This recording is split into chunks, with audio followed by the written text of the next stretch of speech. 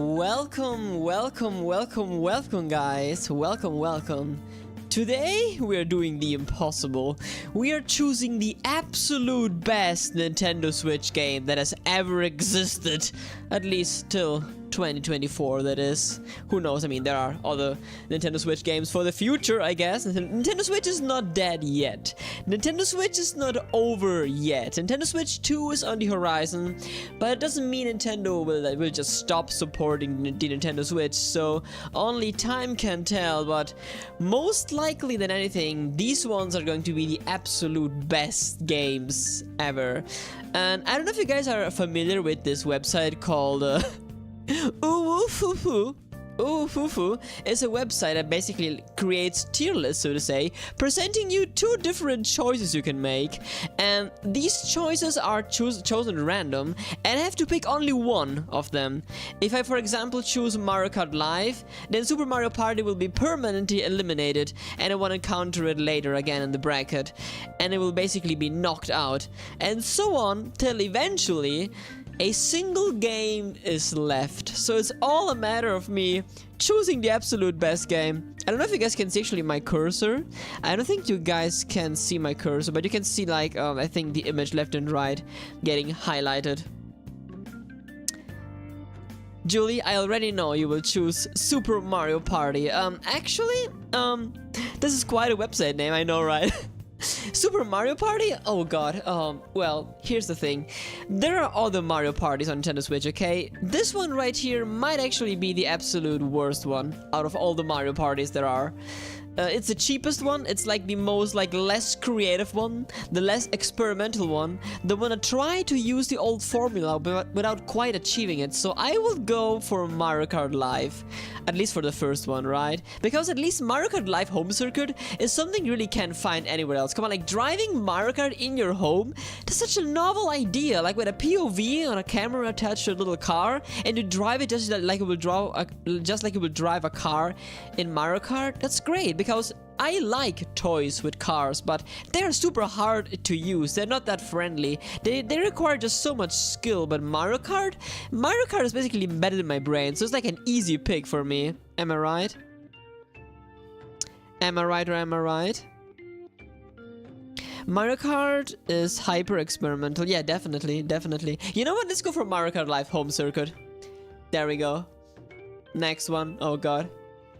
Oh, okay, nah, this is an easy one. It's an easy one. I guess, but it's super easy, okay? 1-2 Switch versus Super Mario Maker 2. Okay, hear me out. 1-2 Switch is not a bad game at all. I think it's a really fun game. I played it with my girlfriend, with some of my friends together. We had so much fun. It's a silly game, but it's just so fun just to see everything the Joy-Cons are capable of. It is the ultimate Nintendo Switch tech demo, that is. The only problem of that game, honestly, is the price. This game was priced for $60, okay? $60 for like 10 minigames. That's insane. This is the kind of game that should have been bundled with the Nintendo Switch. Just like Wii Sports was bundled with Nintendo Wii. Come on, let's be honest. Nobody plays 1-2 Switch. Yeah, that's true. Obviously, it's Mario Maker 2, guys. You have to know, guys. Mario Maker 2 is a masterpiece. It's, at least for me, I'm like the creative kind of guy. I've spent thousands and thousands of hours of creating levels in Mario Maker 2, like refining my platforming skills, like my level designs. I learned so much about level design and playtesting with this game. This game truly teach me the artistry of game design and made me fall in love with the whole concept of creating games and people enjoying it. So Mario Maker 2, it is. Mario Maker 2, what a wonderful game.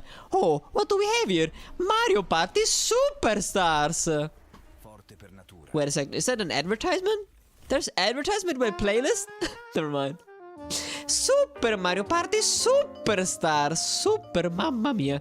And then there is Nintendo Switch Sports. Okay, now it's getting a little harder, okay? Because Superstars is 10 times better than Super Mario Party.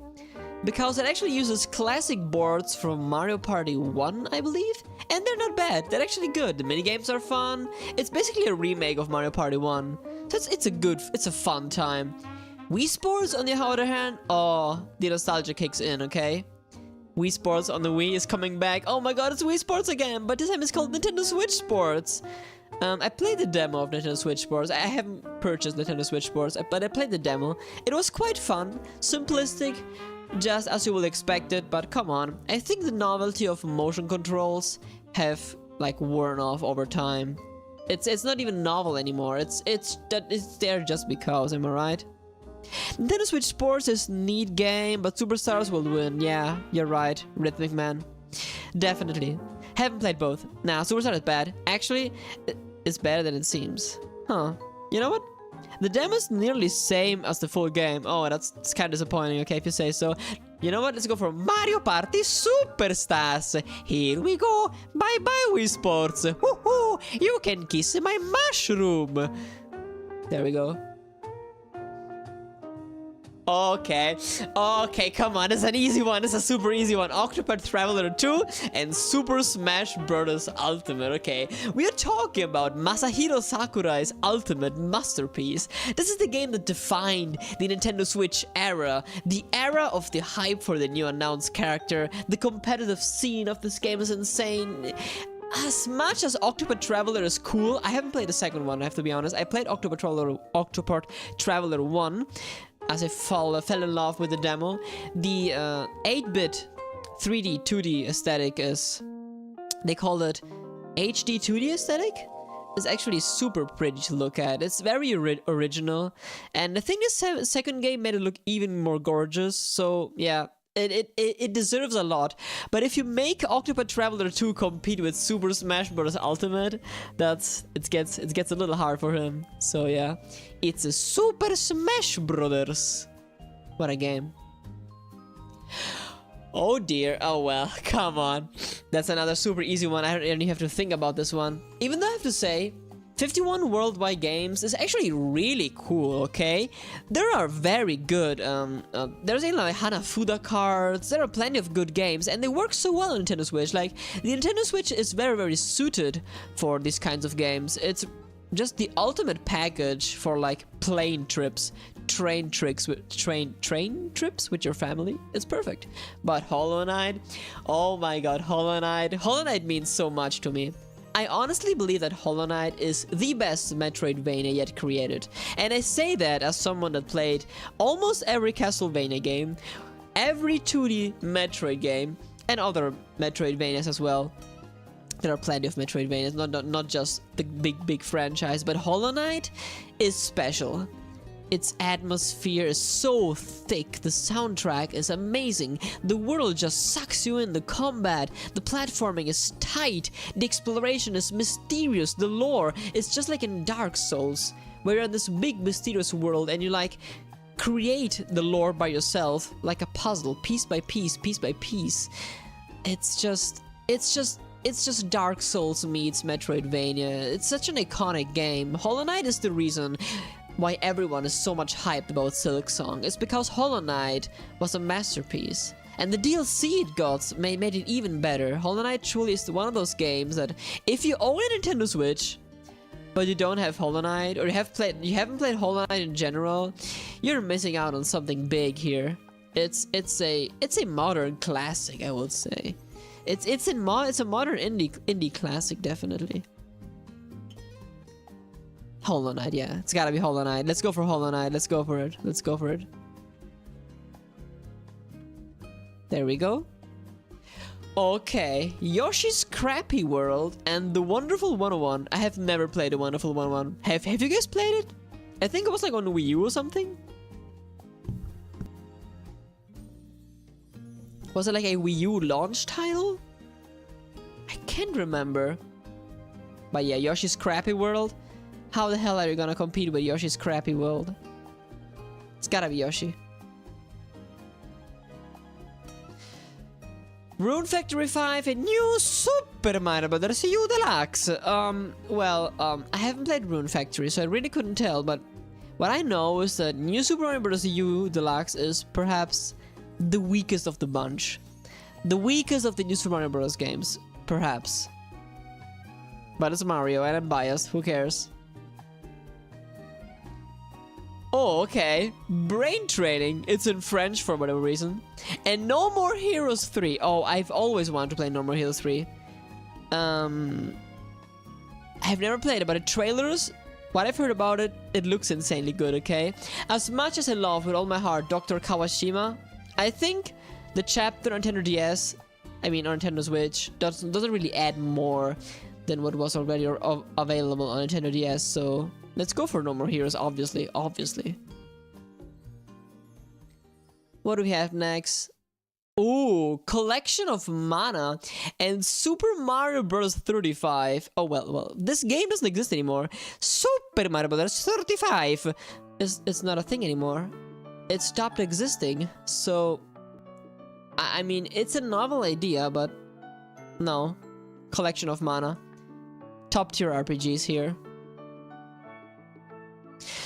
Oh, this is such a sad one. This is such a sad one. Well, Ghost Trick, Detective Phantom was one of the best games on Nintendo DS actually. It is an insanely original 2D like puzzle game, I would say, with an enticing story and some super fun and creative level design. It's a game that really deserves much more attention, okay? But Zelda Link's Awakening, oh god. What even is Link's Awakening if it is not like a transcendental experience? I never heard of those. Mario Bros. 34, 5, yeah. It existed for a limited time, yeah. Nintendo wants you to forget, yeah, exactly. Okay. Link's Awakening is, for me, the Zelda game with the best story, definitely. The story of Link's Awakening is maybe perhaps like the only Zelda game that has a story that touches me deeply. The concept of awakening from a dream and letting the dream vanish is something so profound and so touching that it gives the whole experience a totally different flavor no other Zelda game has. I gotta say the remake, I love the remake, okay? I think it's a good art style they went for. After all, Link's Awakening was a wacky game. It included Mario enemies and such. I think it's just one hell of a remake. One hell of a remake. Yeah. There you go, Link. Okay, Xenoblade Chronicles 2 and Mario Strikers Battle League Football. Okay, can I be totally honest? I didn't like Mario Strikers Battle League Football at all. I actually purchased the game. And I spent $60 on this, 60 euros. I live in Europe on this game. And I played it for like, what, 1 hour? And then never again. It just was not fun to play. It was so complicated, okay? The controls of this game, I mean, you can get used to them, but you don't expect them from a Mario game, right? They're not at all pick up and play. There's something that I don't really like about the core gameplay of Mario Strikers. The animations are fantastic. Level 5, Next Level Games made an amazing game with this game, just like they did with Luigi's Mansion 3. It looks incredible, but the gameplay, I don't know what it is, guys. Am I the only one? Xenoblade Strikers is such a disappointment. Did I just say Xenoblade Strikers? Mario Strikers, yeah. Xenoblade Strikers, the best. No, it's gotta be Xenoblade. I'm sorry, Mario. Mamma mia. Whoa. Fitness boxing and Go Vacation. Okay. It's Go Vacation. I'm nostalgically biased from Nintendo Wii. That's it. Pikmin 1+2 and Marvel Ultimate Alliance 3. Oh, have you guys ever played... Oh, come on. If you give me Pikmin 1 and 2, it's gotta be Pikmin 1 and 2. Because it's Pikmin. Because it's Pikmin. Nier Automata. Oh. Versus Pokemon. Okay. Is this in French? Pokemon EP? Pokemon EP? Pokemon EP and Pokemon Sleepy. Can you imagine that? Pokemon EP and Pokemon Sleepy. Okay, sorry. I think it's just French or something. Yeah, Sword and Shield. Oh god, I hate Sword and Shield, okay? It's such a disappointment. It is such and it's not even the graphics, okay? It's not even the graphics, it's the overall unpolishment of like the level exploration. Like, I don't like the cities at all. Like these different like themes. It looks like Disneyland. Like it looks like a Disneyland with theme parks. They are so differentiated that every single city is like a caricature of itself. It doesn't feel like a cohesive world you're exploring. I didn't like it at all. No, but the soundtrack was so good. Oh, I'm so sad because the soundtrack of Sword and Shield is just so good. The music, they touch my heartstrings. They're as good as any other Pokemon game. But the game itself doesn't really pay justice to the soundtrack. I mean, Toby Fox composed one of the themes, but oh no, it's just such a disappointment. It's Nier Automata, because Nier Automata is a modern masterpiece, regardless. Oh god. EP, what a world, yeah, EP. Ring Fit Adventure versus Pokemon Unite. Well. Oh, okay, Pokemon Unite, personally, not my kind of game. It is not my kind of game. Have you guys played Pokemon Unite? I don't really have much to say about that game. I tried it out once, but it's definitely not the kind of game I will enjoy, at least not for a long term. Ring Fit Adventure, I tried it once at my friend's house. I don't own it personally, but Ring Fit Adventure is kind of a miracle, because it's a game that you expect to like sell a good amount of copies, but then, you know, it's just a Ring Fit Adventure game. It's just a side thing. It's not like a famous IP or anything, and yet this game sold insanely well because it came out during the pandemic and people were like, they needed something to do physical activity at home. Like, it was so perfect. The timing was insanely good, and it actually sold really well. It actually sold pretty good, and I'm happy for that. Haven't played it much myself, but I believe it's gonna be fun. I was obsessed with it, but Ring Fit wins. Yeah, definitely. Let's go for Ring Fit Adventure. There you go. Okay. Ooh, Sonic Call. No, sorry. No. Okay. Ooh, Illusion Island. And The World Ends With Me. Now, this is a game that actually released on Nintendo DS. Neo The World Ends With You. And I have it actually installed on my modded DSi, and I'm waiting to play it once I'm done with the Ace Attorney series. And everyone that has played Neo The World Ends With You is telling me this game is a masterpiece, one of the best games on the DS, and the remake apparently on Switch is also just as good. Mamma mia, this is a hard choice for Mario. No, what am I gonna choose? Mickey Mouse? No. I mean, honestly, I think Neo The World Ends With You is much more important. Yeah, let's go for it. Donkey Kong Country Tropical Freeze and Puyo Puyo Tetris. Okay, hear me out. Donkey Kong Country Tropical Freeze, I'm saying it right here, is not just the best Donkey Kong game. It is probably the best 2D platformer that has ever been created. Like, find a 2D platformer that is honestly better than Donkey Kong Country Tropical Freeze. Mario Wonder is not far behind, but the level design of Donkey Country, the creativity still for me excels, even the wonder effects in Mario Wonder. Like, you could call every stage a continuous and well fleshed out wonder effect that changes the rules of the gameplay each time. The minecart levels, they are insanely fun to play. Tropical Freeze is a miracle. David Wise composed the soundtrack. It's gotta be definitely Donkey Kong. As much as Puyo Puyo and Tetris have an addicting gameplay, can only be Donkey Kong. It's such a badass game, Lola. Gotta play it. Okay. Oh, Little Friends. Okay, this is a Nintendogs knockoff. Not the original one. Mystery Dungeons? Okay, Mystery Dungeons, you say. It's weird. I am not a big fan of the Mystery Dungeons core gameplay. Even though I know plenty of people I know enjoy Mystery Dungeons quite a lot. But why should I ever vote a Nintendogs knockoff? Come on.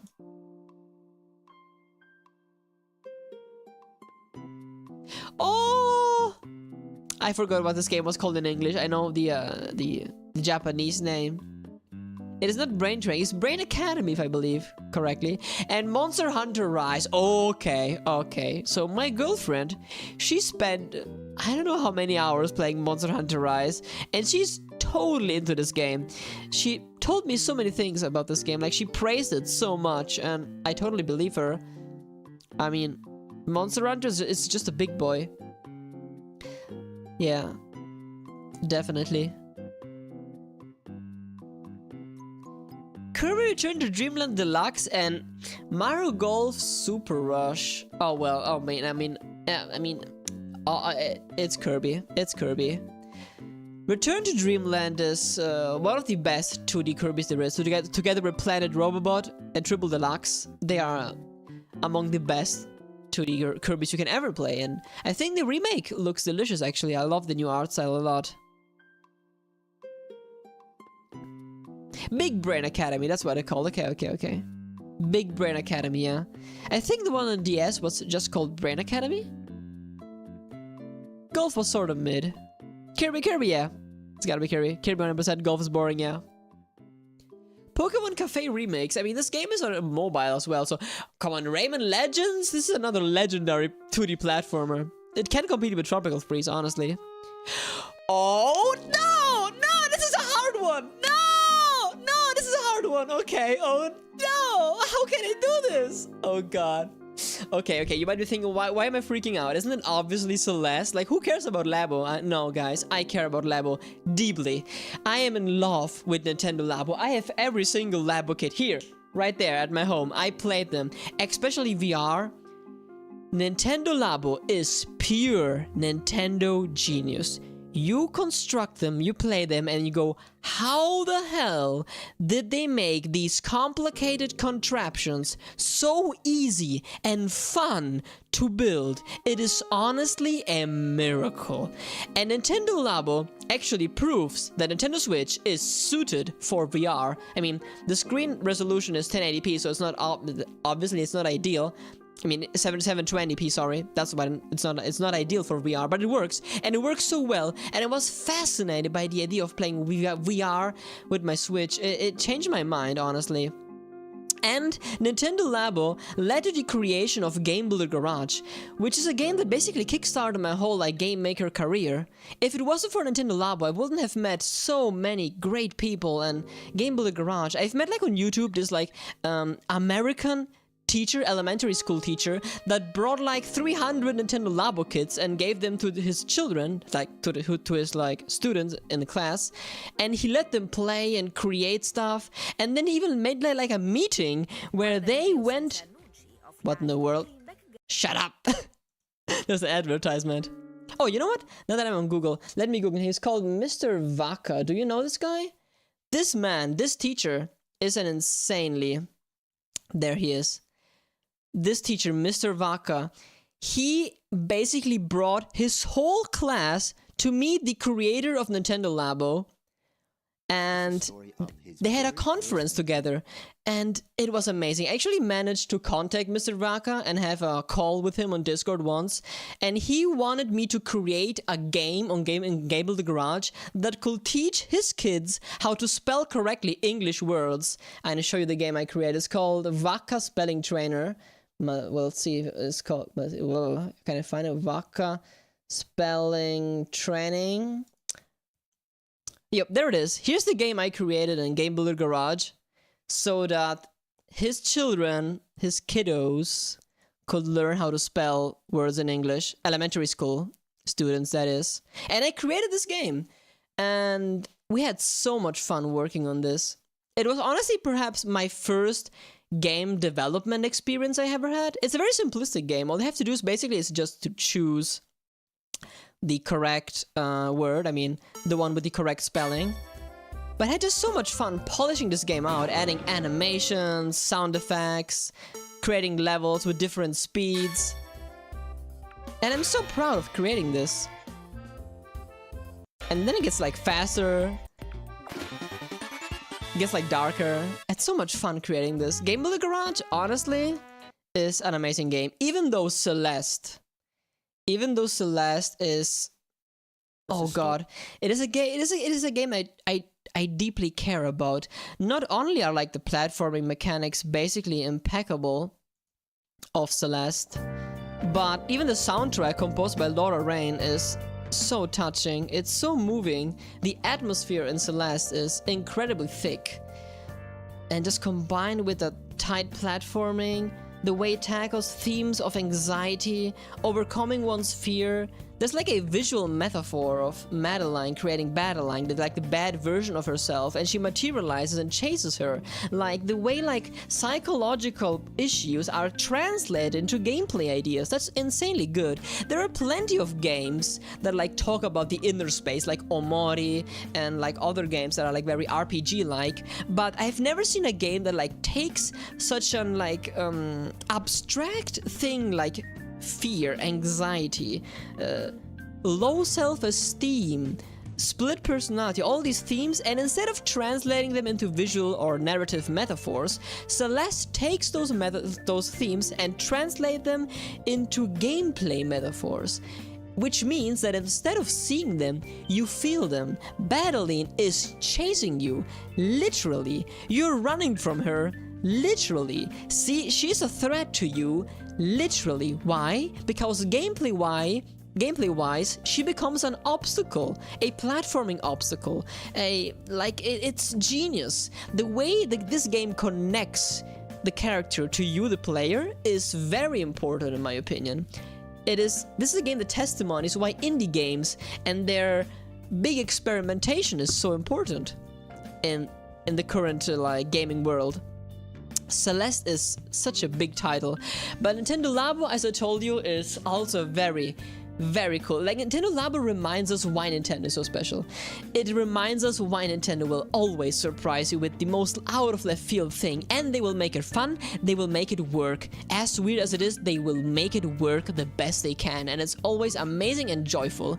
I really cannot choose.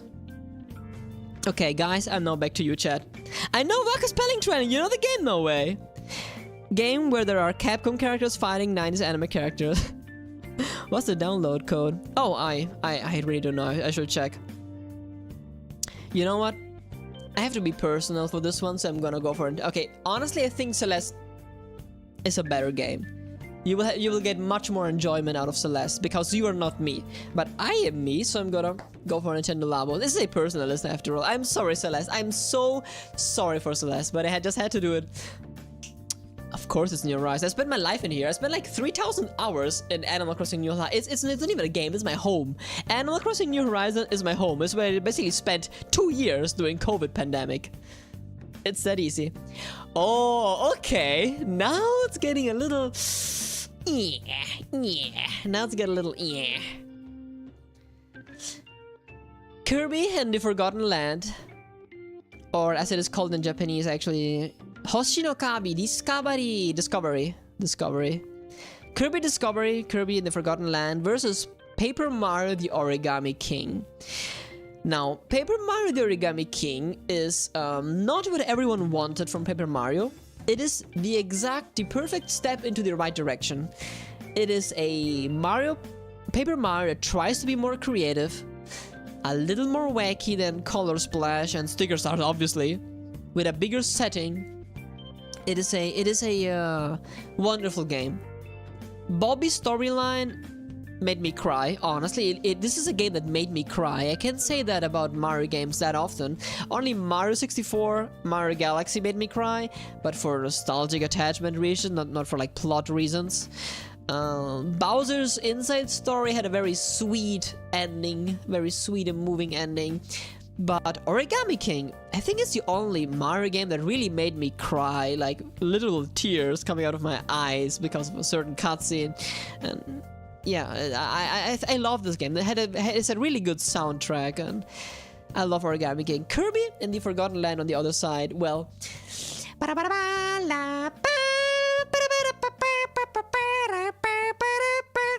it's so great. It is a joyful game. It is a game that testimonies that Nintendo can take any of their franchises and translate them into 3D in the best way possible. They managed to do so with Kirby and the Forgotten Land. They managed to do so with Metroid from 2D to 3D. There's not a single time Nintendo takes a 2D franchise, translates it into 3D, and misses. They always... Goddamn advertisement! They never miss. Oh, Jacques Tati, thank you so much for the music. Oh, ho, ho.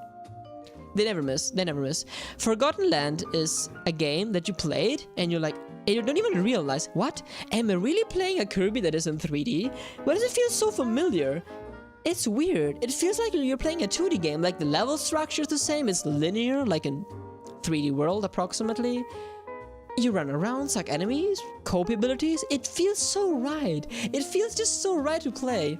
And the idea of like you sucking in enemies and don't have you to crouch to acquire the ability is great. You just suck them in, bam, you got the ability. The transformations are fun.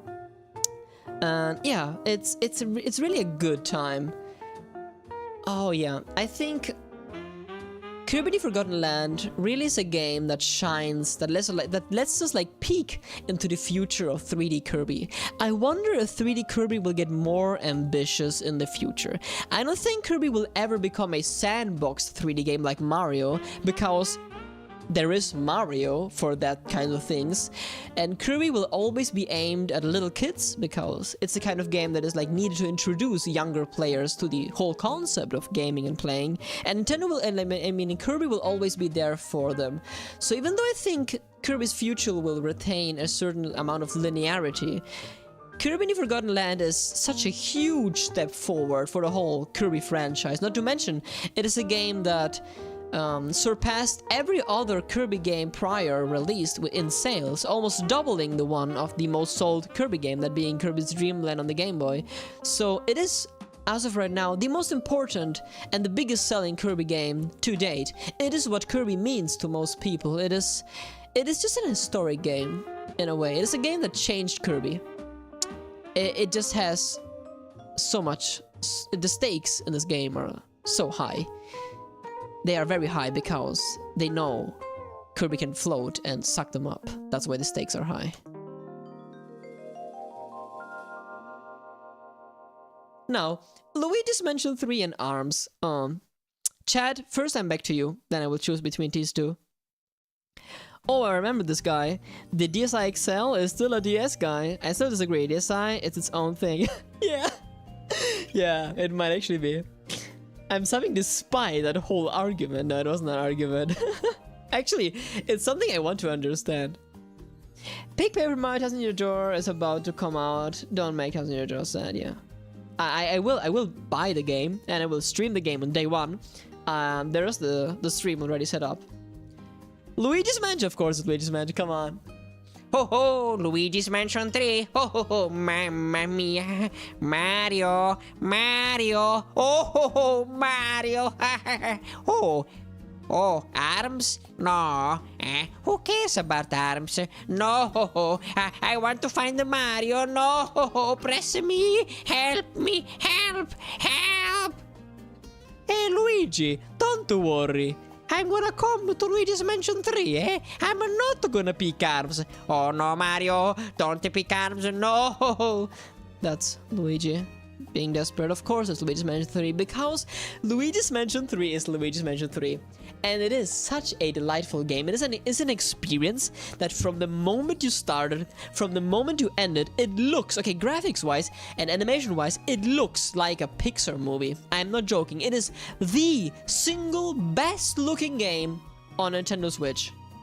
Rock solid, 30 FPS, insane lighting, animations that are as fluid as you will see in any, like, triple studio Pixar movie. It's insane, and they are so charming. There are so many creative and wacky interactions, and Charles Martinet delivers some of the best Luigi lines ever, and the ending is so touching. My only gripe with this game is that the final boss was normal.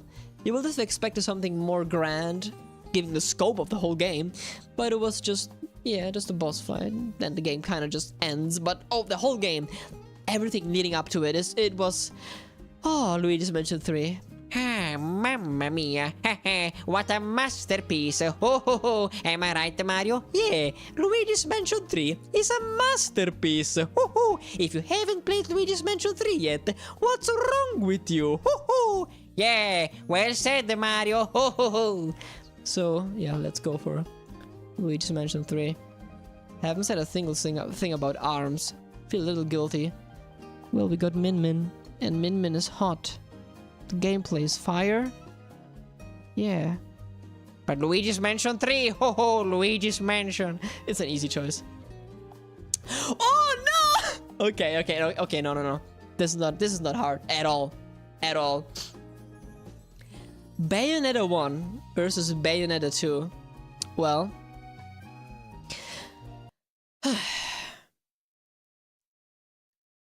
fly me to the moon and let me play among the stars. Let me see what spring is like on Jupiter and Mars. I don't know if you ever played Bayonetta, guys, but Bayonetta is a franchise I deeply care about. Bayonetta herself is one of the best video game characters ever designed. She is so iconic. Her voice is so iconic, and well, voice actor got changed in 3, that's so sad. But her attitude, if you need to learn how to talk to a lady, ask your mom. Ask your mom. Oh, Enzo, I'm glad you came.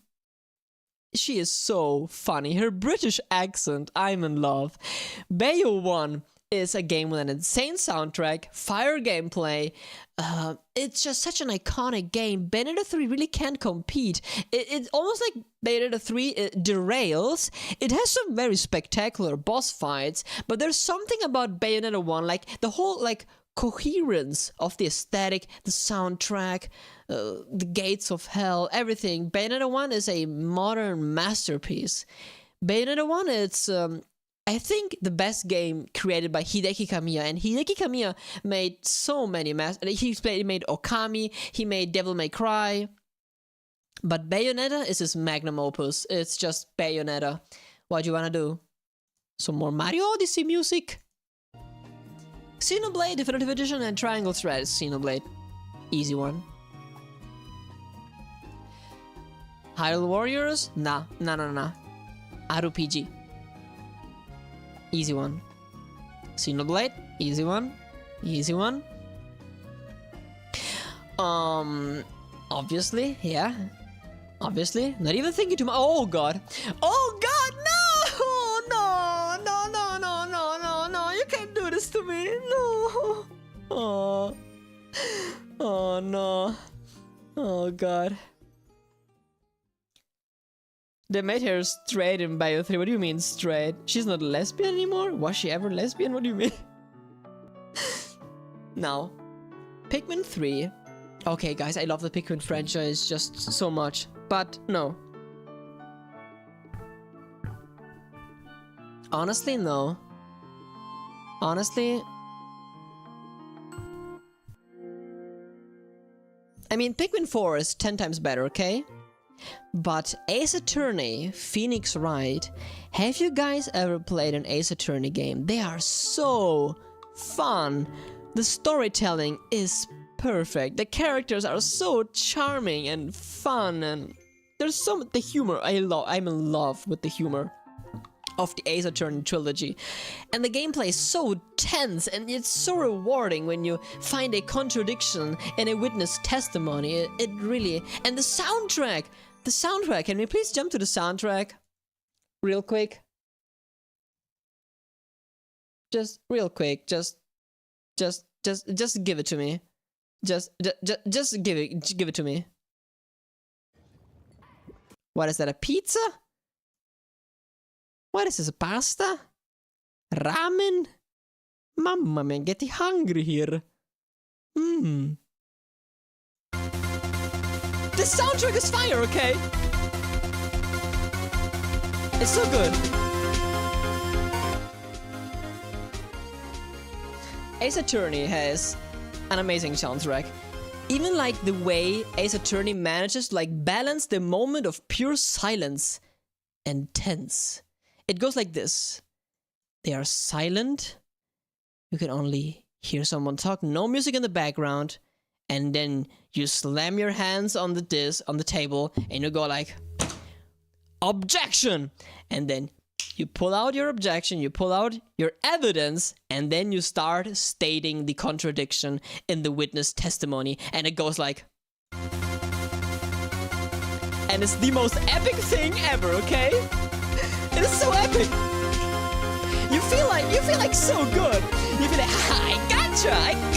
Take this, yeah! In your face!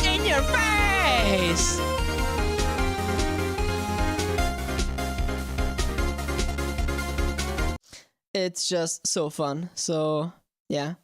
Gotta be Ace Attorney. Okay. Let's get some nice background music back.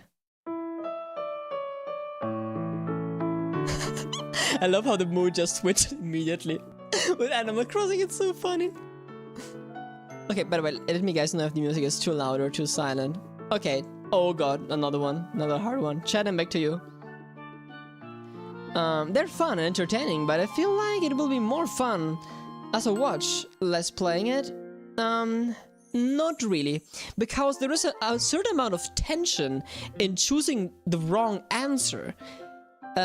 Because there is no deduction. You're doing the deduction yourself if you're playing. If you're watching, you're witnessing someone deducting things, but you're not really actively thinking about solving the things. You're not even paying that like necessary attention to solve the case yourself, to find the contradictions by yourself. So even though you can watch it and it almost like plays out as an anime, playing it is the way it is intended to be experienced, obviously. I would say that with most games, even RPGs sometimes, but especially with Ace Attorney, where it is literally up to you to solve a case and to choose the correct contradictions, and it's so engaging. So yeah. Is Ace Attorney the gameplay rewarding though? Rewarding? Now that's a good question. I would say yes, but only if you are a sadistic bitch like me. Okay, basically, you know, like that great feeling when you are like arguing against somebody and you know you are right, yet that person is stating he is right. Now, can you imagine the pleasure you get when you got like a good counter argument that completely demolishes in the face of everyone what they are saying and exposing that they are lying? It is a sadistic kind of joy, and maybe not the kind of joy that everyone could relate to, but I can, because I myself am kind of a debater. I love to debate and like throw opinions, and not opinions, but more so arguments. So like that sustained my thesis. It's a fun thing that I love doing, also in real life, and at least in a very respectful and unceremonial kind of way. But in the game, you can go all out with it, and it's just very satisfying on an emotional level.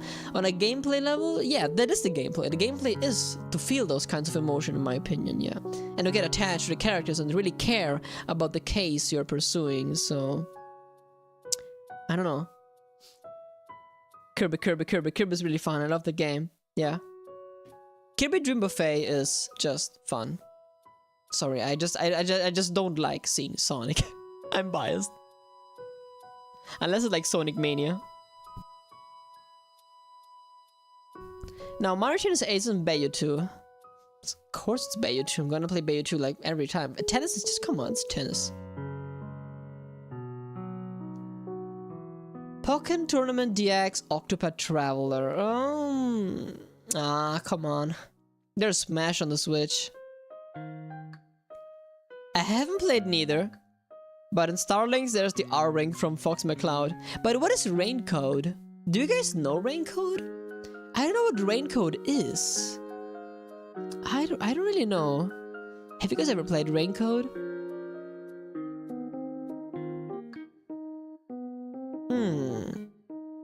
Well, Starlink.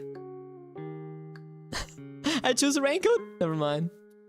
Pokemon Snap and Mario Kart 8 Deluxe. Oh, okay.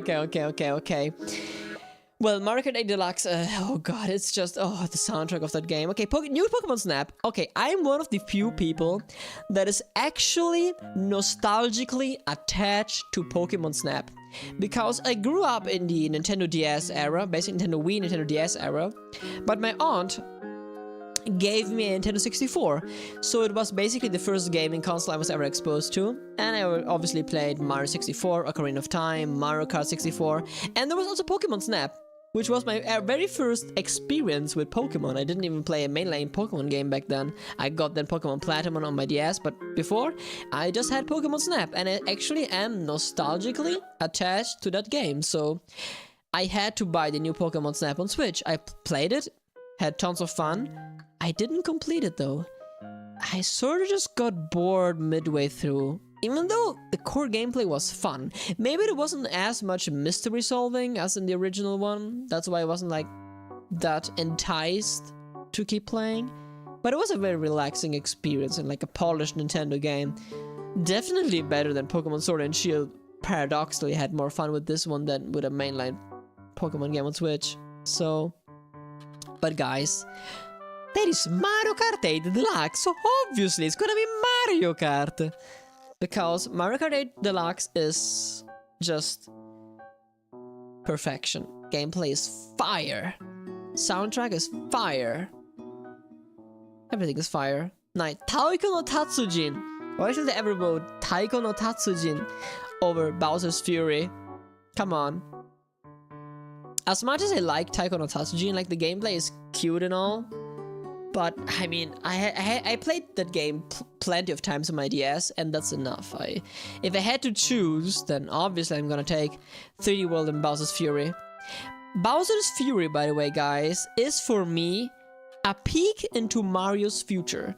Why will they ever create Bowser's Fury if they could have just ported Super Mario 3D World on the Switch and it would have sold as well as this one is unnecessary to sell this one.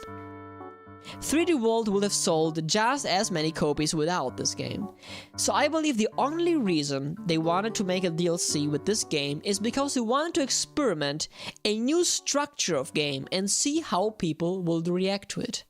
As like a way of testing if this could have been the future for the next 3D Mario. Because that one is a open world 3D platformer. And they made it work so well thanks to Plessy. Thanks to the fact that Plessy spawns wherever you are in the most conveniently placed position. And you can just go from one island to the other one without ever interrupting gameplay. This is the first 3D Mario without interruptions. Mario Odyssey lets you collect some moons in a single stage without ever interrupting you, but then you have to take the Odyssey and fly to a different location. But on Bowser's Fury, you just go there. It's literally what 3D Mario has been leading up to. So I think Bowser's Fury is a teaser to Mario's future. Fan of Yoshi, did I miss anything? Yeah, we were just ranking games. Fire Emblem Warriors 3 Hopes and Little Town Hero. I have no idea. Zero idea. Harvest Moon? Shin Megami Tensei 3, obviously. Oh no, not again, no! Okay. Okay, guys, I explained you a lot. Okay, okay, guys, okay. The reasons as to why I love both of these games are both very personal reasons. I already explained you why I love Nintendo Labo so much, but now I'm gonna do the same for Pikmin as well. You have no idea how much I have spent on Luigi Bros on my Wii U. New Super Luigi Bros, yeah. It's addicting. Not a big fan of traditional RPGs. Pikmin 4, yeah. Pikmin 4. Yeah, now here's the thing. Why am I so emotionally attached to Pikmin 4? Can we get some Pikmin 4 music? Sorry, Animal Crossing.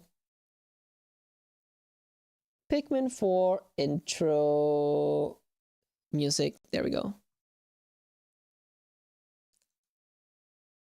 You know what? Let's get the extended version, cause it's so relaxing. alta digeribilità è il latte che Oh my god, these Italian ads, they are rotting my brain. So, why am I so emotionally attached to Pikmin 4? And why am I so like personally attached to this game? Because it is weird. It is the kind of game I love deeply, yet I don't feel recommending anyone else I know, because I know they are not going to perceive it the way I perceived it. Then why did I like this game so much? It doesn't really have to do with the gameplay itself, even though the gameplay of Pikmin 4 is incredibly addicting and well made. It is like your typical AAA perfect Nintendo Switch game, but what is it about this game that resonated so much with me? Well, you have to know, guys, I grew up as a child in Germany. In a little town in Germany, and I go there every year for like summer vacation. And Pikmin 4's environments, they look exactly like the environments I grew up as a child in Germany. The kinds of flowers, the kinds of trees, the benches, the wooden logs, even these decorations, it almost reminds me of the kindergarten, like the elementary school I grew up in Germany. The environment, the houses itself, the architecture of the places, everything of Pikmin 4 for me just says Germany. This Pikmin 4 is almost as if the whole game takes place in my childhood, literally during a summer evening somewhere in my childhood. I will not be surprised if the camera pans up during the game and you see a kid playing in there, and that's me. It's eerily familiar. I had like this chill on me the whole time I was playing this game, and I know no one else can relate as much as I do with this game, because everyone grew up in a different kind of environment around the world. But for me personally, it was eerily familiar. So not only was the gameplay extremely addicting and fun, the soundtrack was amazing. I'm by myself a big lover of nature, Studio Ghibli kinds of movies, games and movies that celebrate the nature and the little things, and it's also like very saddening games. A game that reminds you like how Pikmins, they will die one day. They get eaten up. It's a cycle of nature. It's saddening. It is like engulfed with the Japanese philosophy of wabi-sabi. Wabi-sabi is the Japanese philosophy that perfection exists only for a brief moment, and then it fades away forever. Just like a cherry blossom tree blossoming, you see the cherry blossom growing, and then everything gets pink, and you witness that beauty, that perfection. But while you witness it, while you enjoy it, you know it's not gonna last for much longer. Just a few days, and then they all fall off forever. But the moment that the moment that flower blooms, you're witnessing perfection. This game takes place within that liminal space of before it was about to bloom and after. It is a game that takes place during the blooming, making you feel all the bittersweet joy of witnessing such perfection. And it also embeds that whole like sadness of death and like nothing is forever with nostalgia of my own childhood. Like, this game speaks to me on an emotional level that really is personal, and it's kind of saddening to know that I can't just share with anyone else because it's so personal. Back to you, Chad. Also, a reminder, New Super Mario Bros. U Deluxe has less content than the original game. Just for when you rate it, if you haven't already. Yeah, I know. It actually has less. I think what I had missing oh god, what was there missing? Because it included Luigi U, am I right? I miss my childhood. Same. U Deluxe was already picked, yeah. As a Wii U fan, I can say the ports are sad and lazy. You can't say that for 3D World at all. Game Boy Garage, it's Game Boy Garage. I told you about that already. Everybody want to switch? Okay, it's Diamond and Pearl. Okay, not perfect remakes, but come on. At least these games have an amazing soundtrack. Ah, Super Mario 3D All-Stars. Okay. Okay, this is actually a hard pick. Because on one hand, on the right, we have a lazy game that just slaps 3 games there, barely remasters them, is a limited edition and calls it a day. While on the left side, we have a game that is actually an original idea, well fleshed out, new, novel, unique, and developed in Italy, by the way, by Italian developers. So, but what's the problem? There's a big problem with this whole thing, that these 3 games over here are absolute masterpieces. Every single one of these games is like 3,000 times better than Mario Kingdom Battle. Even though the whole package is lazy in its executions, the games themselves surpass Mario Kingdom Battle. Absolutely. But you know what? I'm not going to choose Super Mario 3D All-Stars because they aren't even Nintendo Switch games. I mean, and Mario 64 is on NSO anyway. And the version that is like in Mario 3D All-Stars is the Shindo version, the new version in Japanese that has like bye-bye instead of so long Bowser and no backwards long jump. So I think there are still better ways to experience these games. Even though Mario Galaxy is impeccable, I just have to go for Kingdom Battle. I have this feeling that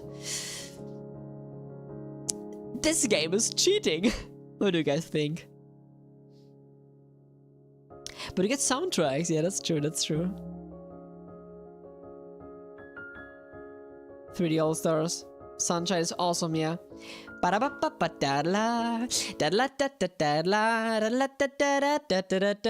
You know, let's get some more music. I have a playlist here with some stuff like, where is it?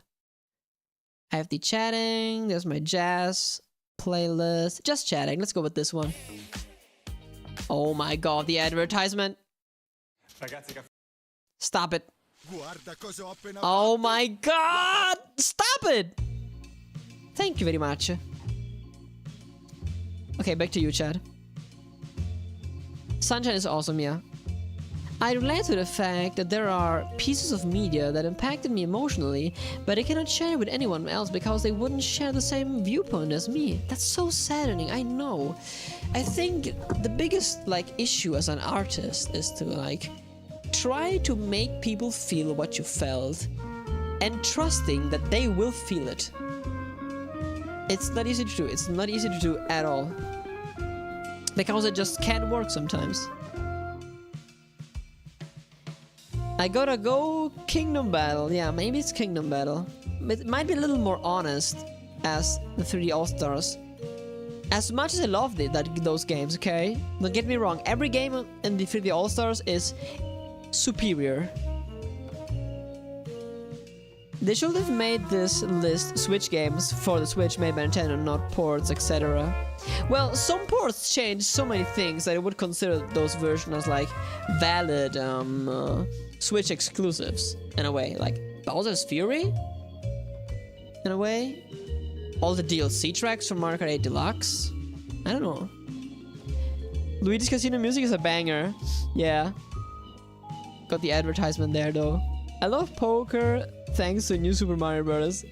No, thanks Nintendo. Now you're a gambler. It all depends on the type of person you're talking to. Luigi on the ceiling. Okay, you know what? Let's go for Kingdom Battle. For the reasons prior stated. It's a banger for real.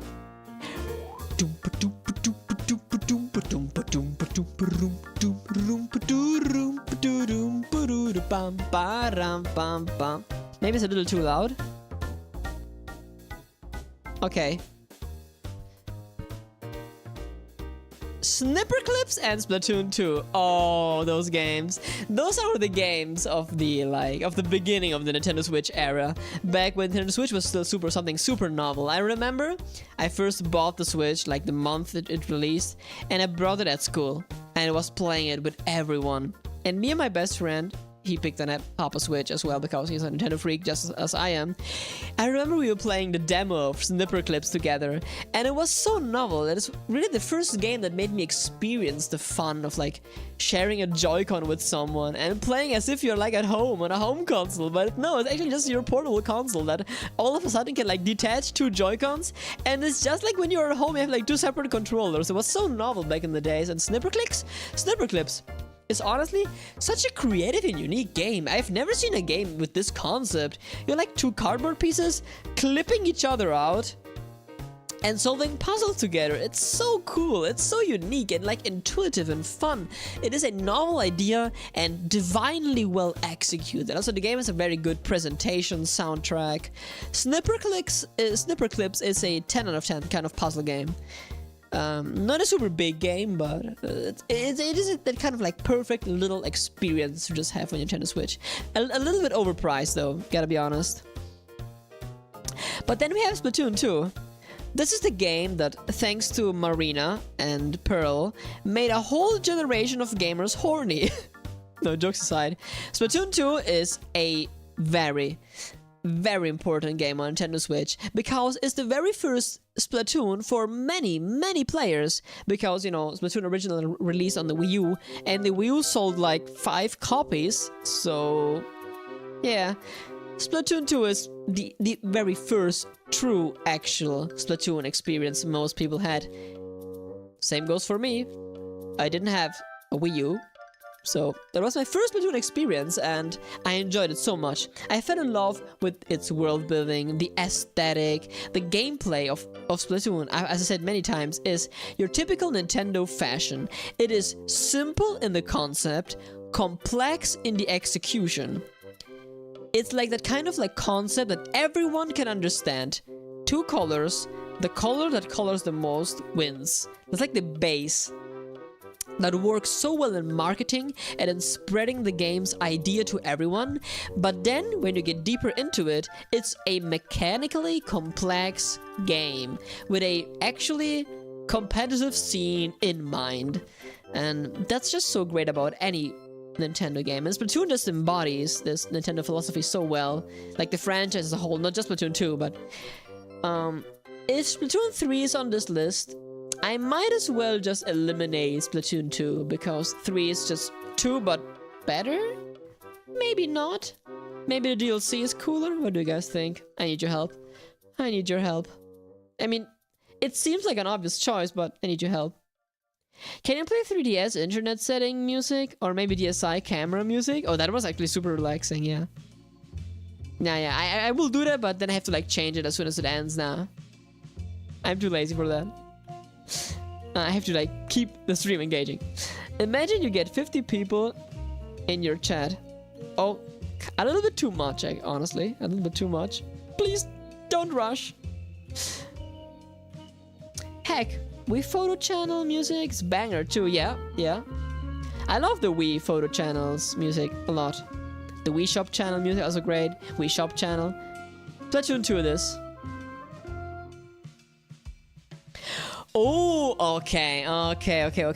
Even though Pokemon Legends Arceus is, it's probably the most ambitious thing Pokemon has ever done, I still believe it is a criminally unpolished Pokemon game. And I didn't like the intro. The intro was so slow. I didn't care about the story at all. The gameplay, moment-to-moment gameplay was fun. But Skyward Sword, okay. Skyward Sword is not even it's not even a Nintendo Switch game, it's a port. It is perhaps the best way to date to play Skyward Sword, and is probably how most people will play Skyward Sword from now on and in the future. Because Skyward Sword was the least selling 3D Zelda game. But thanks to Nintendo Switch, now Skyward Sword has some new light. And it is a game, for my opinion, it's a Zelda game with the best designed 3D dungeons. The best designed, classic styled 3D dungeons, in my opinion. At least from a level design point of view. Atmosphere wise, Ocarina and Majora are still much more thick in the dungeons. I was bummed when the Wii U didn't have a Wii photo channel on the Wii, no. Scout support, but modern Pokemon games are trash. Yeah, that's so sad. In my opinion, X and Y was my favorite arc in the Pokemon series. Oh, and yeah. Hi, Paul. Paul? Where's Paul? Did you play Cat Maze? Cat Maze? Hey Reshi! Welcome to the stream. Cat Maze? I haven't played Cat Maze. But yeah, it's gotta be Skyward Sword, definitely. Breath of the Wild and Shovel Knight Treasure Troves. Oh, that's so mean! That's so mean! Because Shovel Knight Treasure Troves is one of the best 2D platformers you can play on Switch. This game is like Super Mario Bros. 3 but on steroids, okay? But yeah, if they give me Zelda Breath of the Wild, I just have to sort of just kill Shovel Knight, because Breath of the Wild is a colossal monument for gaming history, not just Nintendo. This game changed the way to think about game design forever. Shovel Knight is such a lovely game, and I loved it so much. I'm so sad I have to kill it, but it's not me killing it, it's Zelda getting rid of it, so bye-bye. Okay. I haven't played neither of them. Cerise and the Lost Demon is perhaps the most like it's like the Bayonetta game that is missing in everyone's collection.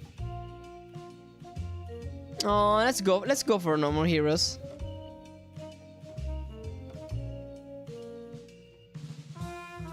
What in the world is the Dio Field Chronicle? What in the world is that? What even is that? I loved Shovel Knight, but only because of one level. There's one level you loved? And the rest you didn't like it? X and Y has resonated with me in a way previous and subsequent arcs didn't. Why that? Shovel Knight, Breath of the Wild. Hey, Paltry! Paltrinox, what the fuck?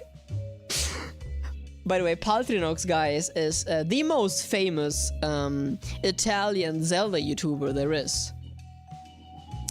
He is like a Zelda-themed channel. He's like a Zelda expert. He knows everything about the lore, the gameplay, development history. He's like the biggest Zelda expert I've ever met in my life. And he's like my colleague. He's an Italian YouTuber, just as I am. Even though he has like bajillion more subscribers than I do.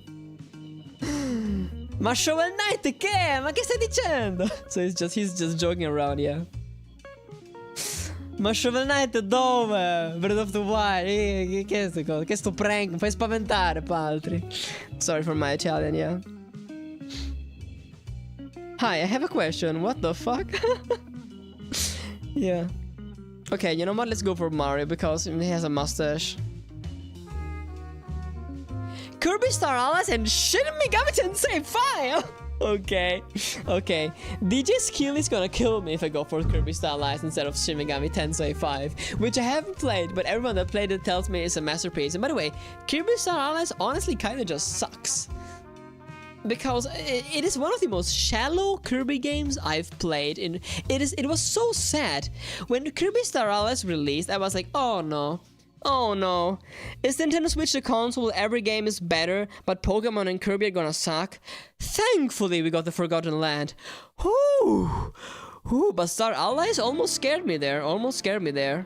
Shin Megami Tensei 5. It is. Fire Emblem, Engage, Monster Hunter Stories. Oh god, I haven't played both of them, but my girlfriend is to a Monster Hunter, so I go for Monster Hunters. No, I can't pick them like this. No. What do you do when you have played both of them? Oh god. Oh, you know what? Let's go for Monster Hunter. There are better Fire Emblem games on Switch. What do we have now? Metroid Prime Remaster and Metopia! Okay, this is an easy pick. Metroid Prime Remaster. It is a miracle of a game, okay? Not only was this game originally rated 10 out of 10, okay?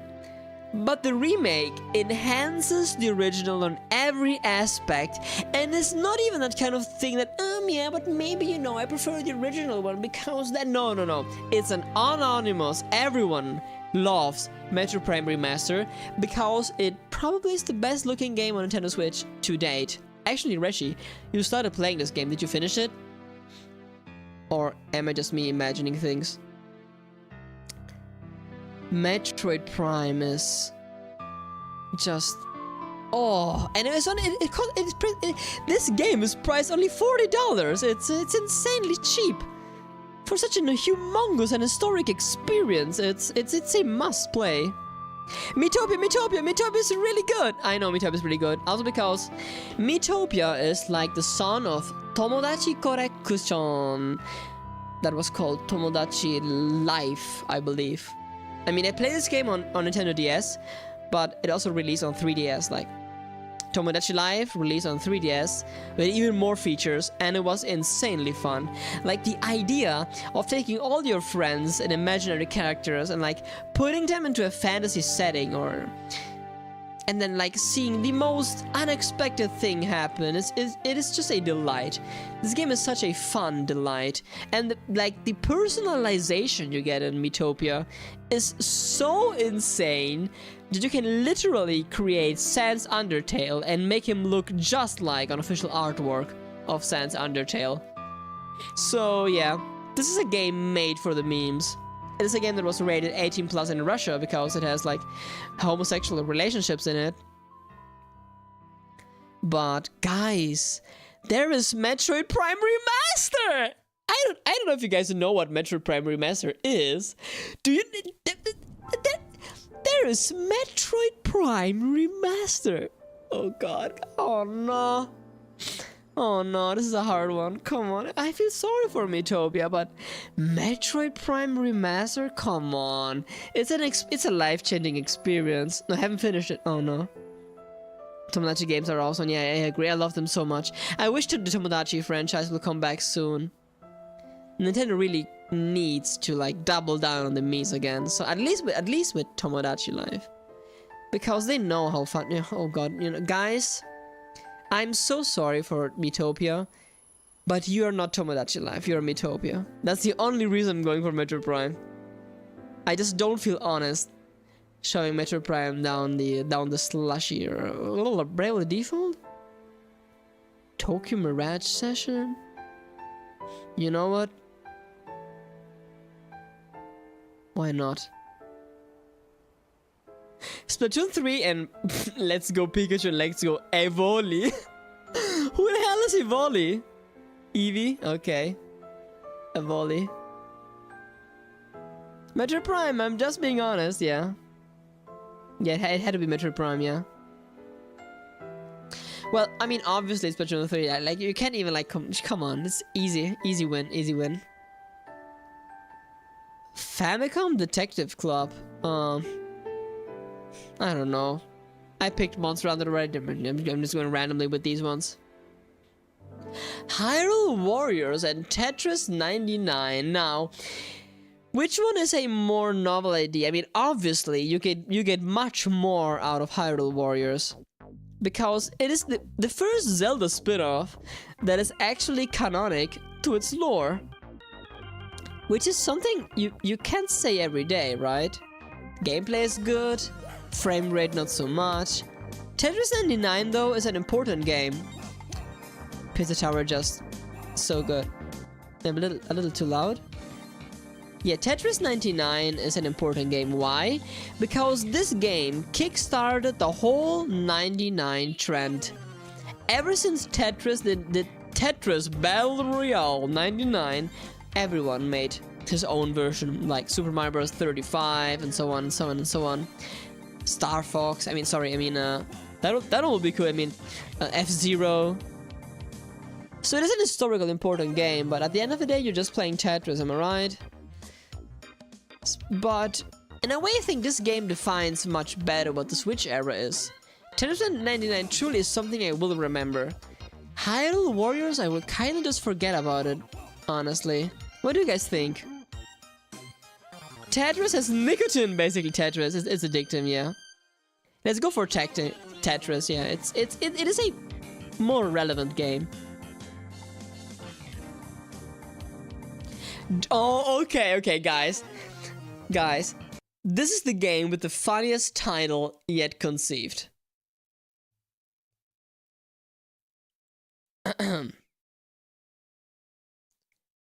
Dragon Quest VI, Echoes of an Elusive Age S, Definitive Edition.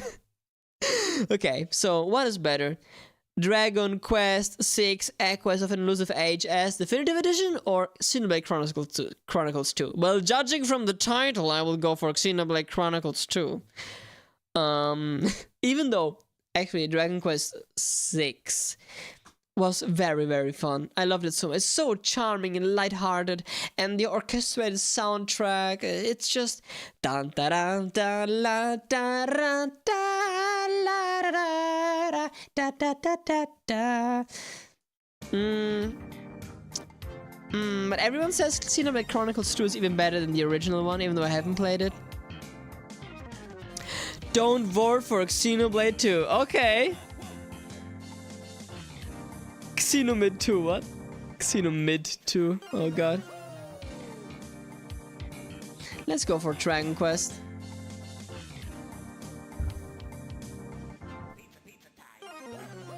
Scarlet and Violet, Tears of the Kingdom, are you joking?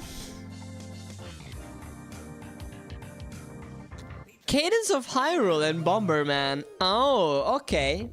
Now, Cadence of Hyrule is a very unique happening. It is a Zelda spin-off that's like a collaboration between Crypt of the Necrodancer, which is like a rhythm-themed 2D action game. That it is. How did this even happen? I have no idea. Zelda? Zelda.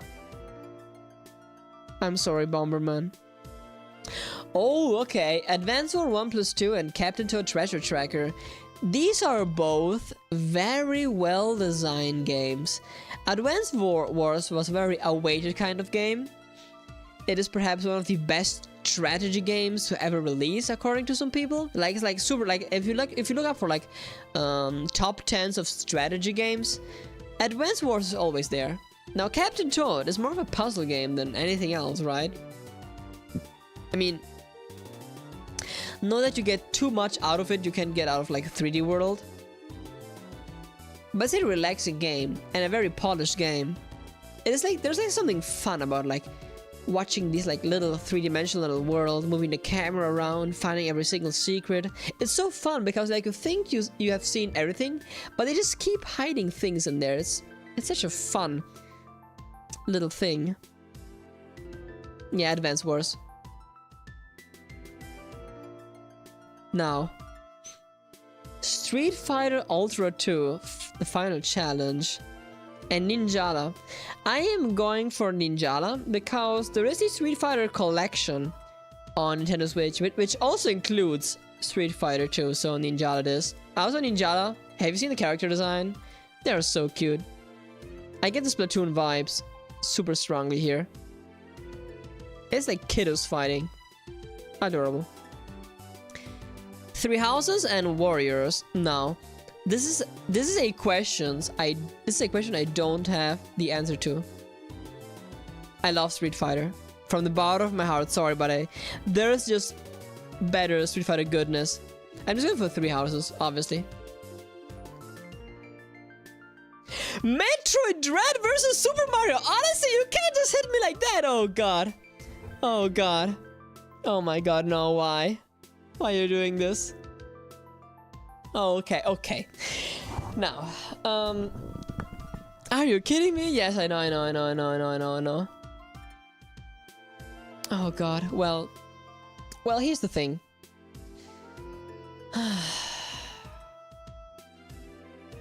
Let's start with Metroid Dread. Metroid Dread is a miracle.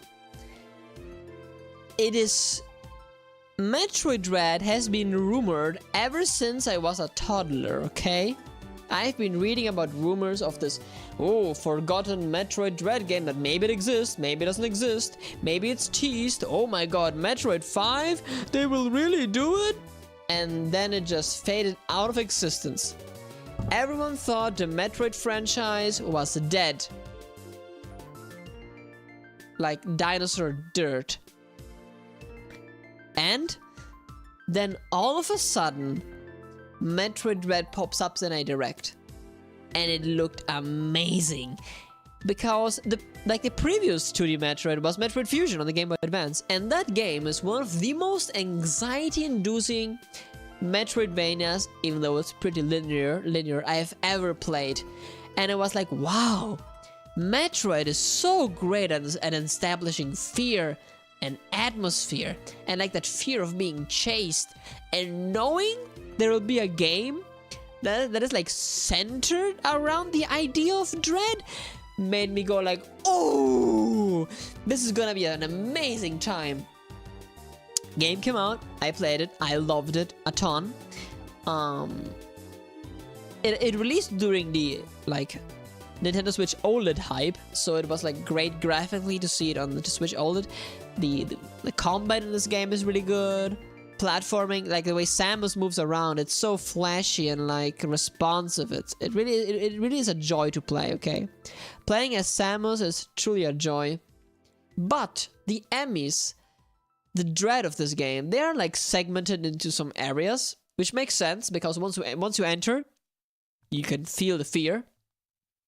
But I was expecting the dread to be like more persistent throughout the whole experience, even though realistically I cannot imagine a Metroidvania where like constantly are on edge, constantly feel chased, because there's lots of like slow puzzle solving. Maybe this is the best way to implement dread into the Metroid formula, but still, I was expecting something more. I don't know what I was expecting, but I was expecting something a little more creative. And on the other hand, we have Jesus Christ.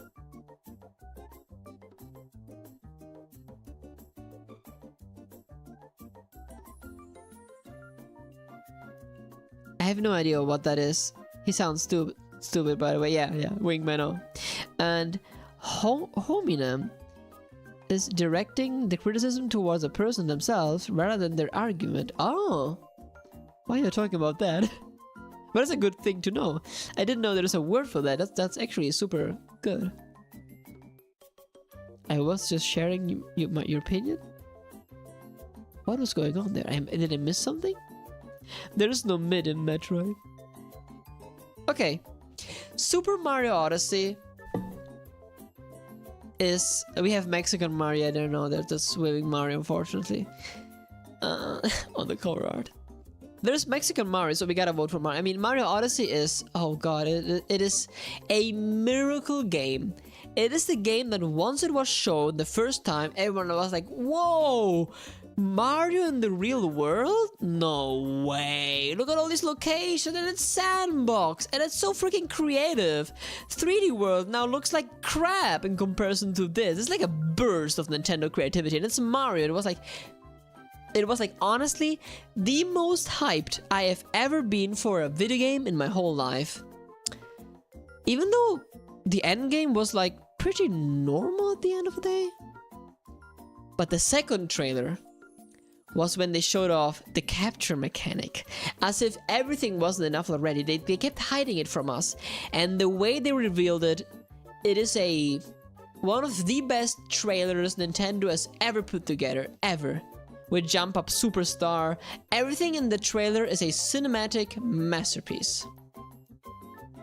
Everything, every cut, every choice of framing, it's just a cinematic masterpiece of a trailer. And the game is just a joy to play. And I just have to go for Mario. I'm sorry, Dread. I'm sorry. Well, be careful when you try to be funny. Some people out there might take it too seriously and get offended. Oh no, what did I do? I know that. It's just harder when it's not a person and just a glorified chat room. A glorified chat? Are we glorified? I'd vote Odyssey, just saying, yeah, I mean, of course. Pikmin 99 and WarioWare, get it together! Wario time! I mean, come on, you get much more fun out of Wario. Come on, Pac-Man, yeah, but come on, who cares? Wario. Wario! Nintendo Labo versus Bayonetta. Oh, no. What did I enjoy the most? Okay. Oh, come on, that's gotta be Bayo. Ace Attorney, easy pick. Easy pick Splatoon. Guys, we are getting round 64. Okay, we're nearing the end here. Guys, we are actually nearing the end. We are eliminating here. Monster Hunter Rise versus Ninjala. It's Monster Hunter. We are nearing the end here. Kirby's Dreamland Deluxe, Link's Awakening. Of course, gonna be Link's Awakening. A Monster Hunter, yeah. Rayman Legends a better game. Mario Kart 8 is a better game than Xenoblade Chronicles. Luigi's Mansion 3 versus Mario. Plus Rabbids Kingdom Battle. That's Luigi's Mansion 3. Oh god, oh god. We are getting closer near Automata. We near Automata. Be careful not to attract the horny people with Bayonetta. No. Mario Maker 2. Oh, Metroid. Okay, we are getting there. Pikmin. Hollow Knight. I'm scared. I'm scared. Oh, Donkey Kong, the easy pick. It's still easy. It's still easy to pick. It's still easy to pick. I think now something impossible will just pop out. Something impossible will just come out of nowhere. I have this feeling. Zelda Breath of the Wild knocks Crafted World out of the park, obviously. With such a contender. Pikmin 4 knocks Go Vacation out of the freaking courtyard. Animal Crossing just knocks it out. They're just knocking them out. Now, here... What in the world? Music? You know what? Let's get back to my prior playlist. Let's go to the chat playlist. Chatting playlist. Here it is. There we go. Let's go for Xenoblade. Come on. Okay, Shin Megami Tensei 5. Yes, it's a great game. I hope so. Game Builder Garage. Definitely. This game is my story of my life. Now, oh come on, October Traveler is amazing. Come on, this is an actual game. That was more of a toy. As cool and novel as the idea is, you won't get much out of this. Oh, Bayonetta 2 and Splatoon 2. We have the 2. So which 2 is the better 2? Well, is Bayonetta 2 better than Splatoon 2? I mean, there's Splatoon 3, okay. But Bayonetta 3 is not as good. Okay, basically, Bayonetta 3 is not as good to Bayonetta 2 as Splatoon 3 is to Splatoon 2. Now, is Bayonetta 2 as good to Bayonetta 1 as Splatoon 2 is to Splatoon 1? No. I think Splatoon 2 is an improvement over Splatoon 1, and Bayonetta 2 is not an improvement over Bayonetta 1. It is a change of style more than anything. It is a more of the same that subtracts some fun mechanics. And I like actually Bayo's design in 1 much more, and the soundtrack, and just 1 is a little more iconic in its visual and themes, so Splatoon 2. Because Bayo 1 is just better. Breath of the Wild. Splatoon 2 is Splatoon 1 Deluxe Edition. Yeah, exactly. Why? Bayonetta is not really an improvement over the first one, Bayonetta 2. Cadence of Hyrule, well, let's get me the real Zelda. Easy one. Tetris versus Mario Party Superstars. Obviously, it's Mario Party. It's a Super Mario Party. Mamma mia. What are you gonna do with Tetris? A Tetris party? No. You gotta play Mario Party with the mini games. Ah, fun for all the family. And then they end up injured and yeah. Advance Wars 1. Okay. Oh god. Oh, okay. Ah, come on. I mean, honestly, I think you can get much more enjoyment out of 3D World plus Bowser's Fury.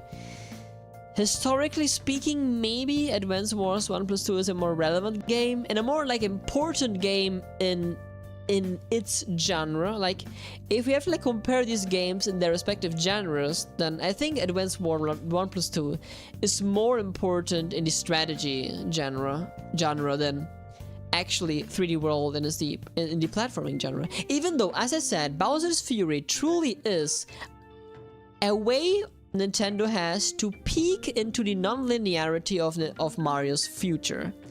So I just have to praise the ambition there. I just have to praise the ambition. And I will play 3D World anytime over Advance Wars. Okay, Forgotten Land in U Deluxe. As we said, U Deluxe is the weakest out of the 2D Mario on the Switch, while Kirby and the Forgotten Land is perhaps the most ambitious Kirby game to date. As we said, the game that defined the new beginning for Kirby. Let's go for it. You want fun? Mario show you fun. Yeah, exactly. That's what Mario said with Mario Party. Okay, that's an easy one. That's an easy one. It's gonna be Smash. It's gonna be Smash. So far, there are only 2 people in this chat who want to see Tomodachi live on Switch 2. Me and yeah. I mean, I wanted to. Layden, I think Xenoblade Chronicles 3 wins? No, come on. I'm Layden biased. I love Layden.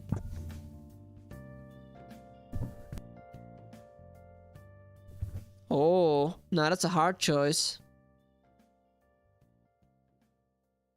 Oh, what a hard choice. Bayonetta versus Link's Awakening. Okay, that's actually super hard. Oh no, oh god. Oh, how am I gonna do this? I can't. Oh no. Okay. I feel so sorry. Goddamn advertisement.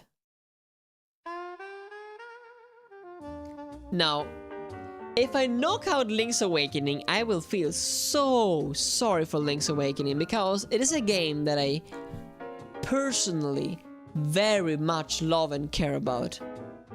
But Bayonetta, if I kick up Bayonetta, I feel sorry for that bitch. I mean, Bayonetta. How can you knock out Bayonetta? But let's be honest, Bayonetta didn't even release on Nintendo Switch. It's a Wii U. It released on Wii U.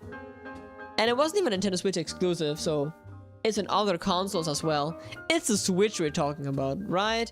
Link's Awakening Remake, you can play it only on Nintendo Switch. Even though these 2 games, quality-wise, for me are on the same level, maybe Bayonetta is a little better. Maybe Bayonetta is a little more important. It actually will say it's a lot more important in the gaming landscape, but the Switch version isn't even the one that runs the best. Honestly. It's gotta be Zelda. Sorry, it's gotta be Zelda. I'm so sorry, Bayo, I love you. Mario Kart? Metroid Prime, Ace Attorney? Oh, it's getting harder and harder and harder.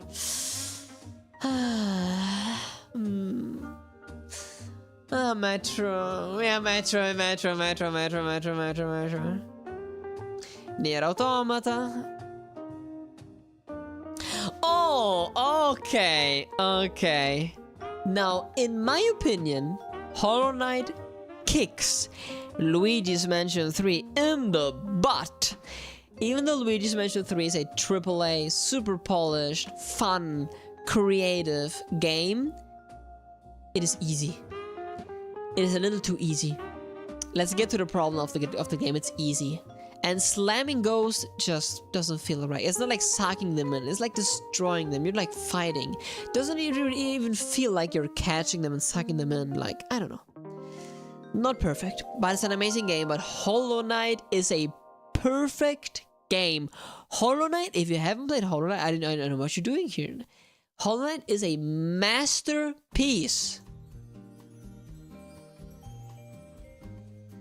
Pikmin? Gonna pick Pikmin? Breath of the Wild? Anytime? Anytime. Oh god, oh god. We have the best 2D platformer yet created, and also the best 2D platformer yet created because I created those levels, and they are the best levels yet created because I created them. Oh god. Oh god. There is the Juliet Smee, the Super Juliet Smee world you can play, and that one surpasses Tropical Freeze, let's be honest. Okay, no, but honestly, these three games, I love them so much from the bottom of my heart. But if I had to choose between playing the best 2D platformer yet created and the possibility of creating my own 2D platformer with my mechanics, my ideas, my creativity, share it with the world and see people having fun and being like fascinated by how good my levels are, I will take Mario Maker 2 anytime. Mario Maker 2 is the single defining reasons as to why I decided that I want to create games as a profession in my life. That's why I'm studying game design. Mario Maker 2 made me experience the joy of creating well-made levels. It is the game that made me feel a joy that I can't compare with anything else. Like, no joy in my life has been greater than the joy of creating something fun and cool and then seeing people enjoy it. Nothing competes with that joy. Nothing. Smash. Oh fuck. Here it is. Here it is. Oh god. Oh no, no, no, no, no, no, no, no, no, no, no, no. No, no, no, no, no. No, no, no, no, no. I can't choose. How do I choose? How do I choose? How do I choose, guys? How do I choose? Okay. We talked about Mario Odyssey and why it's great, but let's suck Tears of the Kingdom's sausage for a moment. Tears of the Kingdom is a monumental achievement for freedom, experimentation, and multiplicative game design. It is the accomplishment of the vision of Eiji Aonuma and his team, and Tsubayashi and everyone else that worked on the game. It is the pinnacle of Nintendo creativity and sense of wonder, discovery, and endless possibilities. The amount of fun you can have in this game, from a pure gameplay perspective, demolishes the one you can have in Mario. With Mario Odyssey, you can get creative with your moveset. Sure, you can do some like unplanned platforming, but the amount of freedom that Tears of the Kingdom gives to the player is just insane. That beautiful feeling when you end up on a sky island and sunset, and then you're like skydiving in this game. The kimochi, like the physical sensation you feel when playing this game, when diving down, opening your arms, if you feel the wind, piano notes start playing, and they go like, and it feels so great, and then like that trombone comes along that goes like, and it's so epic. Like, skydiving in this game is one of the best and liberating experiences you can ever feel in any video game, because it's happening in real time. It's not even like in Skyward Sword where like it has a cutscene and now you are skydiving on the bird. No, It happens in real time. When you fall down, you are falling down. You feel the wind. You feel the height. You feel the beauty of the environment. You are truly on your own adventure. It was true in Breath of the Wild, but it is more so true in Tears of the Kingdom. Like, this game is... I wouldn't say... I think quality-wise, like design-wise, each game achieved as well what it wanted to achieve. Mario Odyssey achieved to the maximum capability what Mario Odyssey could achieve and wanted to achieve. And so did Tears of the Kingdom. But what Tears of the Kingdom wanted to achieve is, in my eyes, much more ambitious, and it speaks much more to the human emotion and nature. And that's why I think it resonates just more. At least with me. What do you guys think? Back to you, Chad. Hey, Slushy! Hello, by the way. ARMS very underrated, but not the best game. Yeah, definitely. What do you mean, ARMS? Are you watching the beginning of the live stream?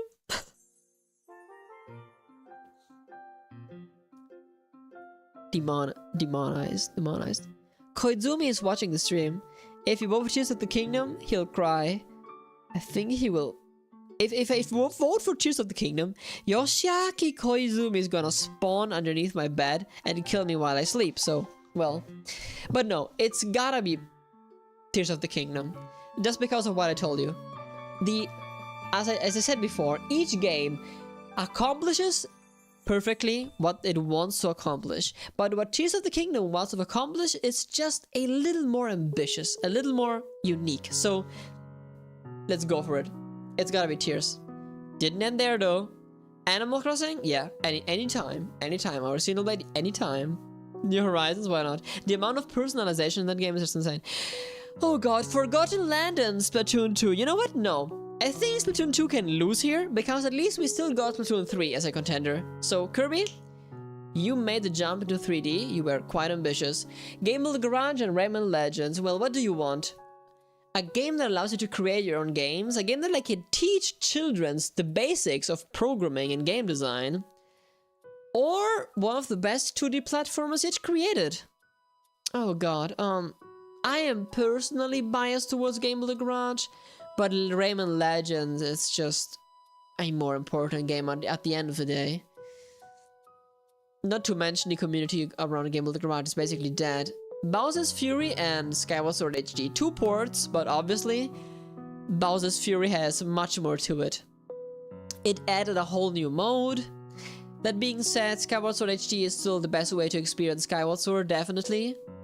It is like the game's like the version with the most options, obviously. But as I said, Bowser's Fury is a peek into the future of 3D Mario's non-linearity. It is the actual first open-world Mario game you can play without interruption, exploring different kind of environments. The way Plessy spawns conveniently, always in the right spot, it's magic, it's pure magic. So, I think on Nintendo Switch, let's leave Skyward Sword to the Wii. Pikmin 4, Shin Megami Tensei 4? 5.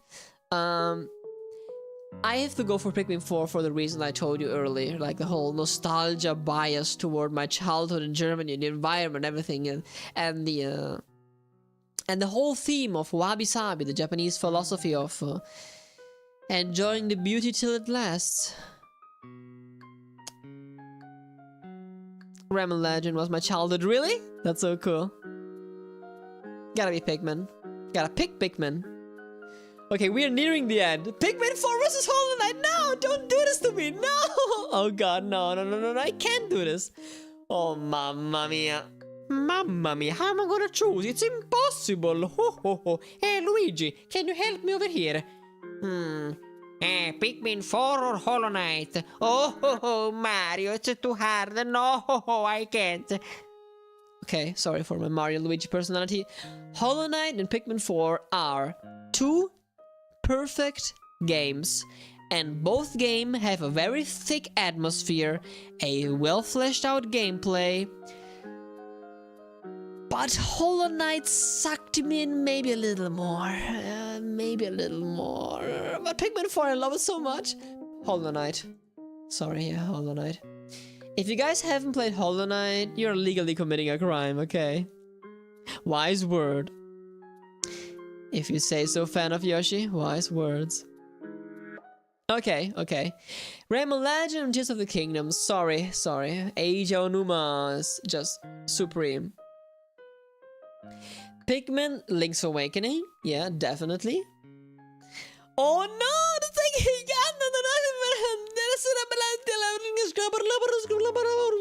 Okay, Mario Maker 2.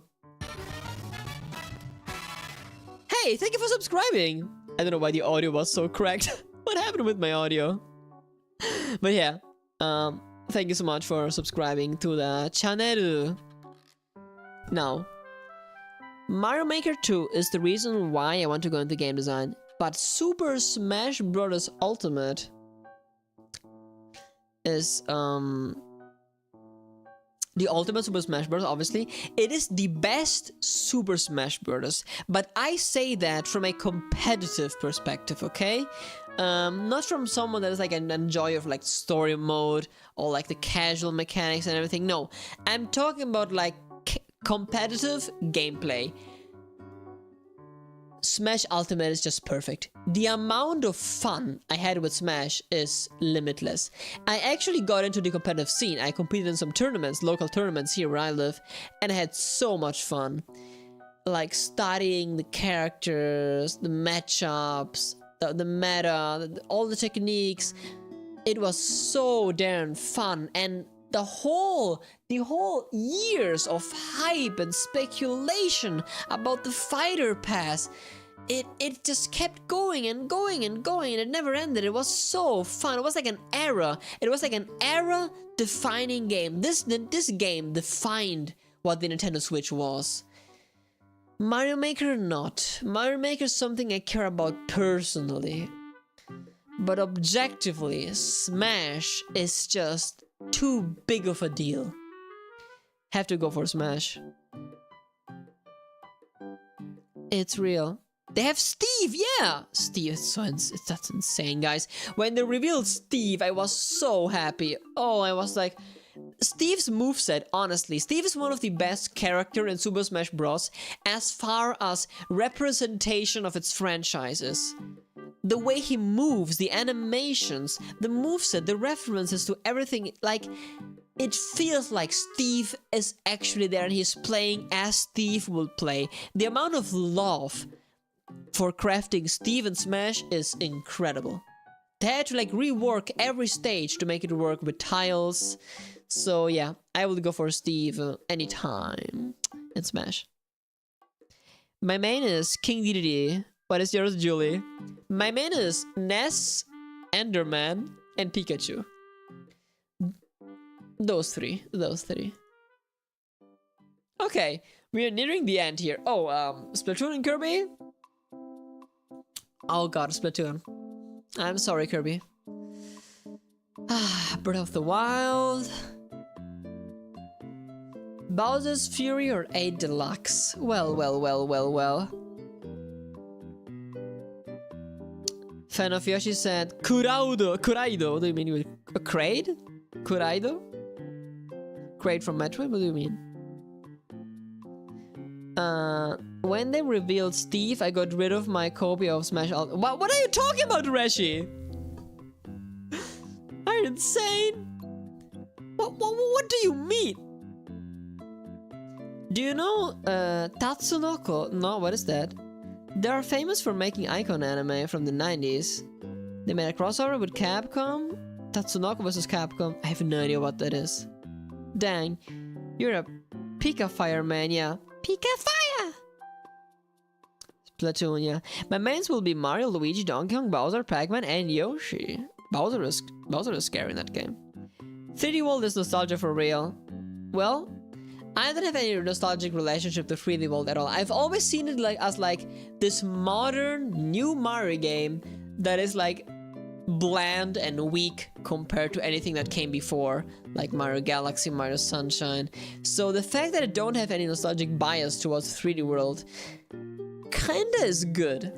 Kinda is good. It made me realize how weak this game is compared to like what came before and what came after. But at the same time, nowadays that Super Mario Odyssey is the thing that exists, 3D World's existence is like much more justifiable because it can give you something that Odyssey can't give you, which is couch co-op for the whole family. Mario Odyssey is just like the grand single-player new true Mario experience. But 3D World is just a cozier game that like makes you happy. Hey, when you play 3D World, you are a cat and you go like meow meow and then you climb on the wall and you go in the transparent pipe and it's so fun. And yeah, that's 3D World. Mario Kart? No, I have more fun playing 3D World than Mario Kart. I don't know what it is, guys, but Mario Kart 8 Deluxe, the drifting, it feels so good that when I play Mario Kart, I don't feel like I'm playing anymore. I feel like I'm like in trance. I feel like the game is playing itself when I play Mario Kart 8 Deluxe. I don't know why. I don't use like auto steering, no. That's not what I mean, but like the gameplay is so fluid that I've played it for so many hours that whenever I pick up Mario Kart, I end up playing it without even thinking about what I'm doing. I'm just rashing through. While at least 3 Worlds and Bowser Theory still give me like some reasonable amount of like fun, like concrete fun, point to point decision making kind of fun.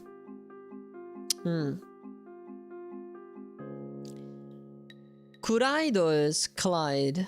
Oh, yeah, that's how a Japanese person will spell Clyde. They can't spell Clyde. They say Kuraido. Let's go for Bowser's Fury. I'm sorry, Mario Kart. You know you're bestseller.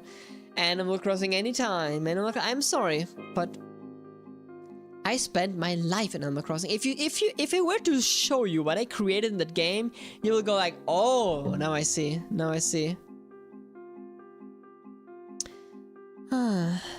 Pinky. What do you mean with Pinky? Fan of Yoshi? Breath of the Wild versus 3D World Bowser's Fury. Okay, Breath of the Wild anytime. This is the game that makes you experience true adventure for the first time in video game history. Like actual true No! Oh no. Oh god. I love them equal. I love them equal. I love them equal. Oh no. No, I can't choose. Oh, advertisement. I can't choose, guys. I'm emotionally attached to both of these games. I believe that quality-wise, they are the same. The atmosphere's thick in both games. The gameplay is fire in both games. I just so deeply care about both of them that if I knock out Zelda Link's Awakening, I feel like committing an adjustment. A crime towards humanity, but doing so for Hollow Knight honestly makes me feel the same. Because Hollow Knight is honestly one of the best games I've ever played, period. But Link's Awakening? Maybe the Link's Awakening remake didn't define an era of my life, such as Hollow Knight did. When I was playing Link's Awakening, I didn't even remember what my life was when I was doing it. It was kind of just an amazing game I enjoyed. I re-enjoyed, actually. Hollow Knight, though, was a one-of-a-kind thing. It was like a unique experience. I was like reading Friedrich Nietzsche's philosophy books. And Nietzsche was like all against people that want to like evade real life and like hide themselves in fantasy world. So I started Hollow Knight like with some sort of like skepticism. I was like, yeah, I don't care about fantasy, I don't care about lore. But then I ended up being so invested. Almost like when I played Dark Souls for the first time, that kind of like investment of wanting to know everything, the curiosity that makes you go forward. That curiosity is also Link's Awakening, because at a certain point of the game, you start suspecting about what the game is hiding from you. What's all about with this island? What is the windfish? What is this dream? An awakening from the dream is like a hard reality to accept, but Hollow Knight's ending is just as dramatic as Link's Awakening ones, even though there are multiple endings, so they are so similar now that I think about it. It's a really hard choice. Guys, before I choose, I will read the chat. I'm back to you. I will read through the whole chat, and then we choose.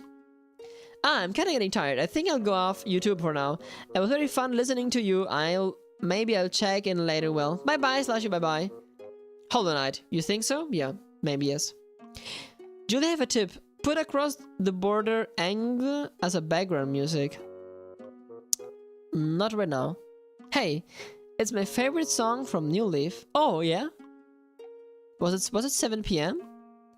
Very fitting for an emotional moment like this, yeah. 7 p.m. is very emotional. 7 p.m. from Animal Crossing? Or was it 11 p.m.? This one is also like super relaxing, but 7 p.m. it gives me anxiety. This is not 7 p.m. This is some crappy jazz. That's 7 p.m. This song gives me anxiety and relaxation at the same time.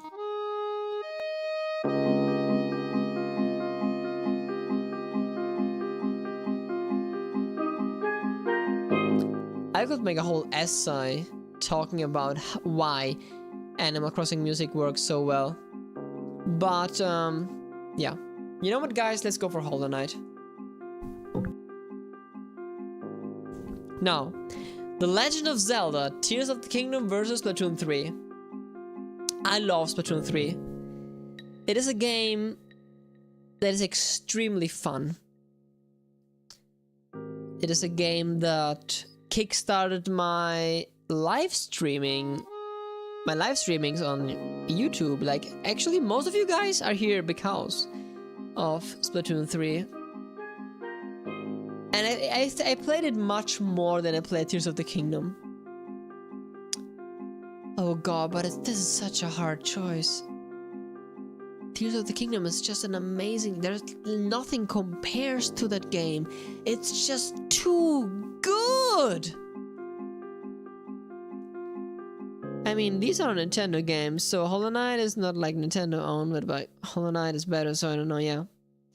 Hollow Knight is not even a Nintendo Switch exclusive, now that I think about it, yeah. But actually, it is still like one of the Tears of the Kingdom LOL MGD, yeah. You're right, MGD. It's gotta be Tears, come on, let's be honest, it's gotta be Tears. We are nearing the end here. Animal Crossing versus okay, these are also like two community games, community type game. Okay, these are two games that have like a big community. Games you can play endlessly because they never end. Games that define the era of Nintendo.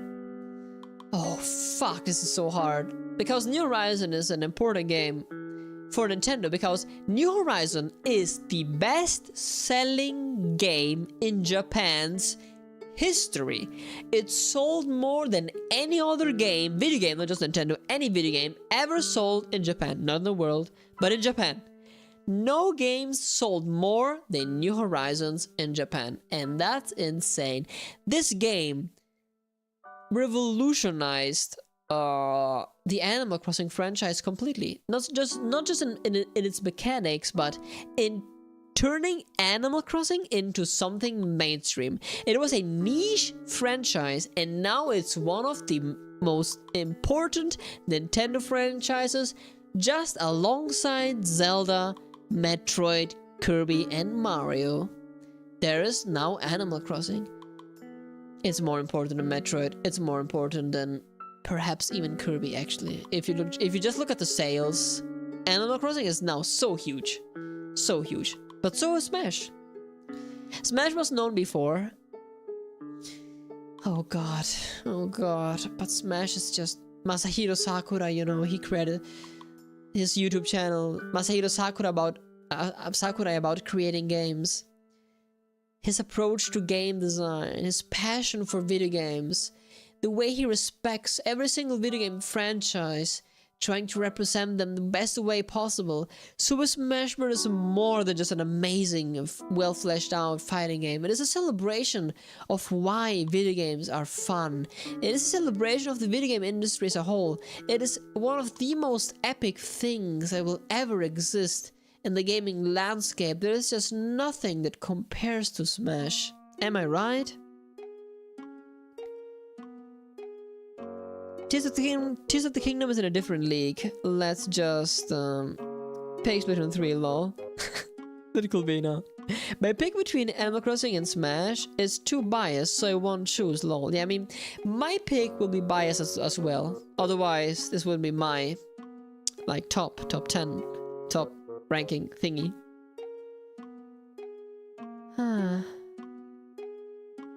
Oh, you know what?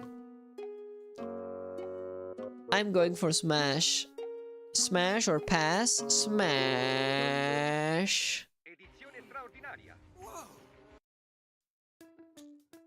Advertisements, I hate you. Advertisements, stop it, please. Stop it. I want my mouse back. I want my background music. Thanks goodness.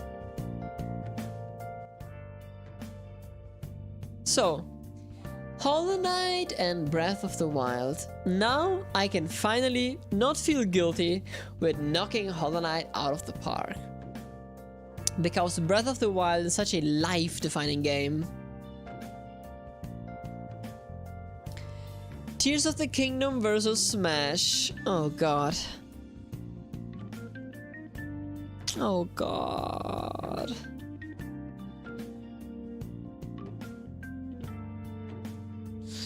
Oh god. No, for me personally, guys, it's Smash. For me, it's Smash. Even though Tears of the Kingdom is an insanely complex, mechanically fun, and incredible game, I think that Tears of the Kingdom is lacking in dungeon variety, dungeon design. It's a little repetitive, and honestly, the underground area, there's not much to see. Honestly, yeah, I think it has its fair amount of problems. But Smash is just a perfectly fun and replayable wonder. It's not a life-changing experience.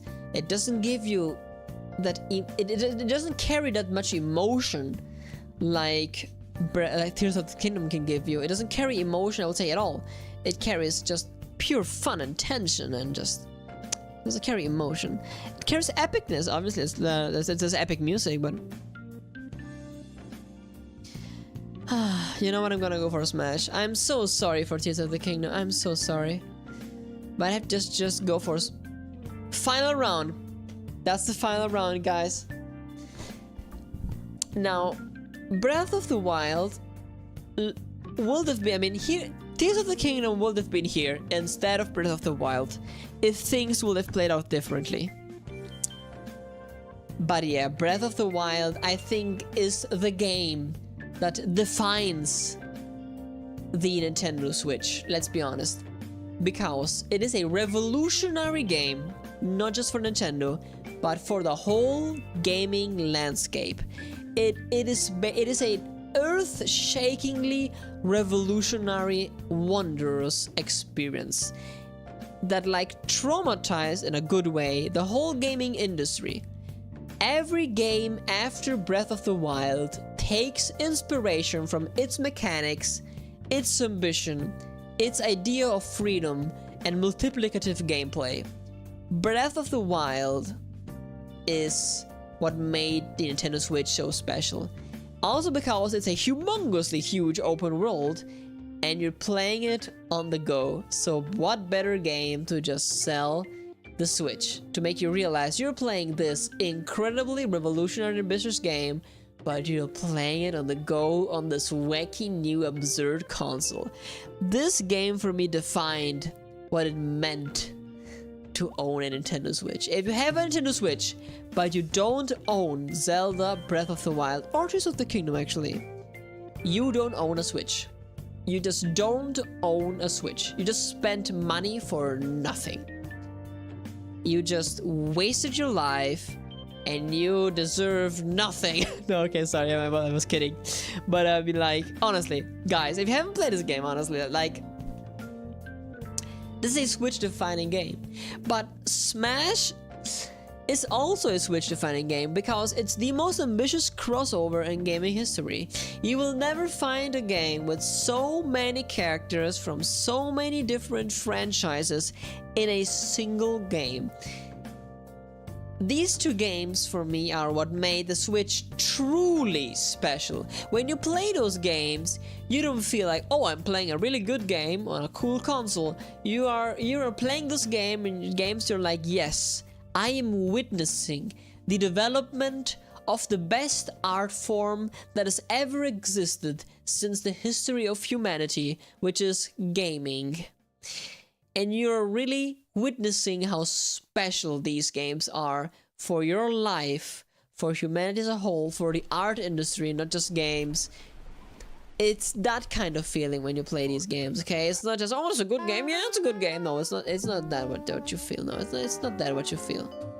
It's not that. Sorry. Maybe it was a little too exaggerated. Tears of the Kingdom is replayable too, lol. Yeah, I would say even that one is pretty. You can just open it up and just mess around with mechanics. It's pretty replayable, but not as much as Smash. I mean, it needs some investment to be replayed.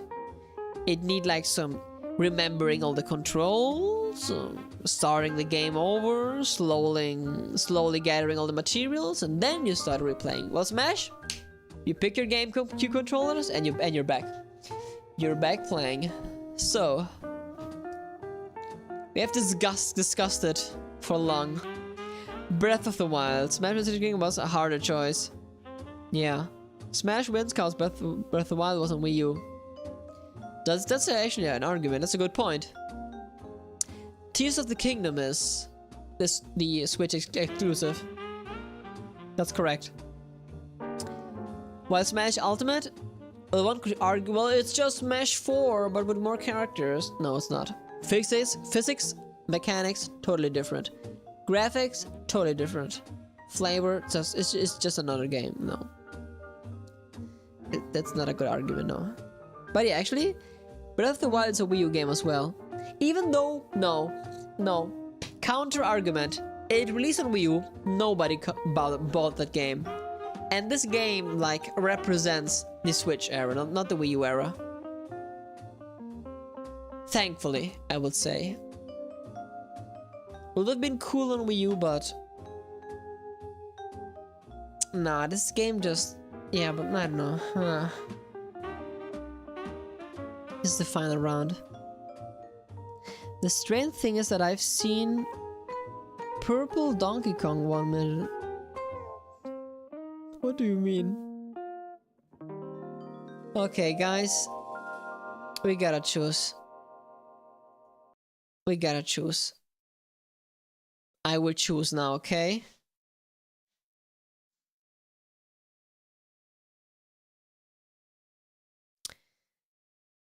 Breath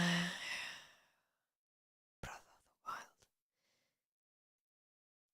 Smash. Breath of the Wild. You know what? Breath of the Wild is kinda empty at the end of the day. I would rather replay Tears of the Kingdom than Breath of the Wild. So, since I believe Tears of the Kingdom is honestly better than Breath of the Wild, I'd go for Smash. There it is. There it is. There it is. There it is, guys. There it is. Oh, look at that. Now we can see the other people, what they like, this is like the results of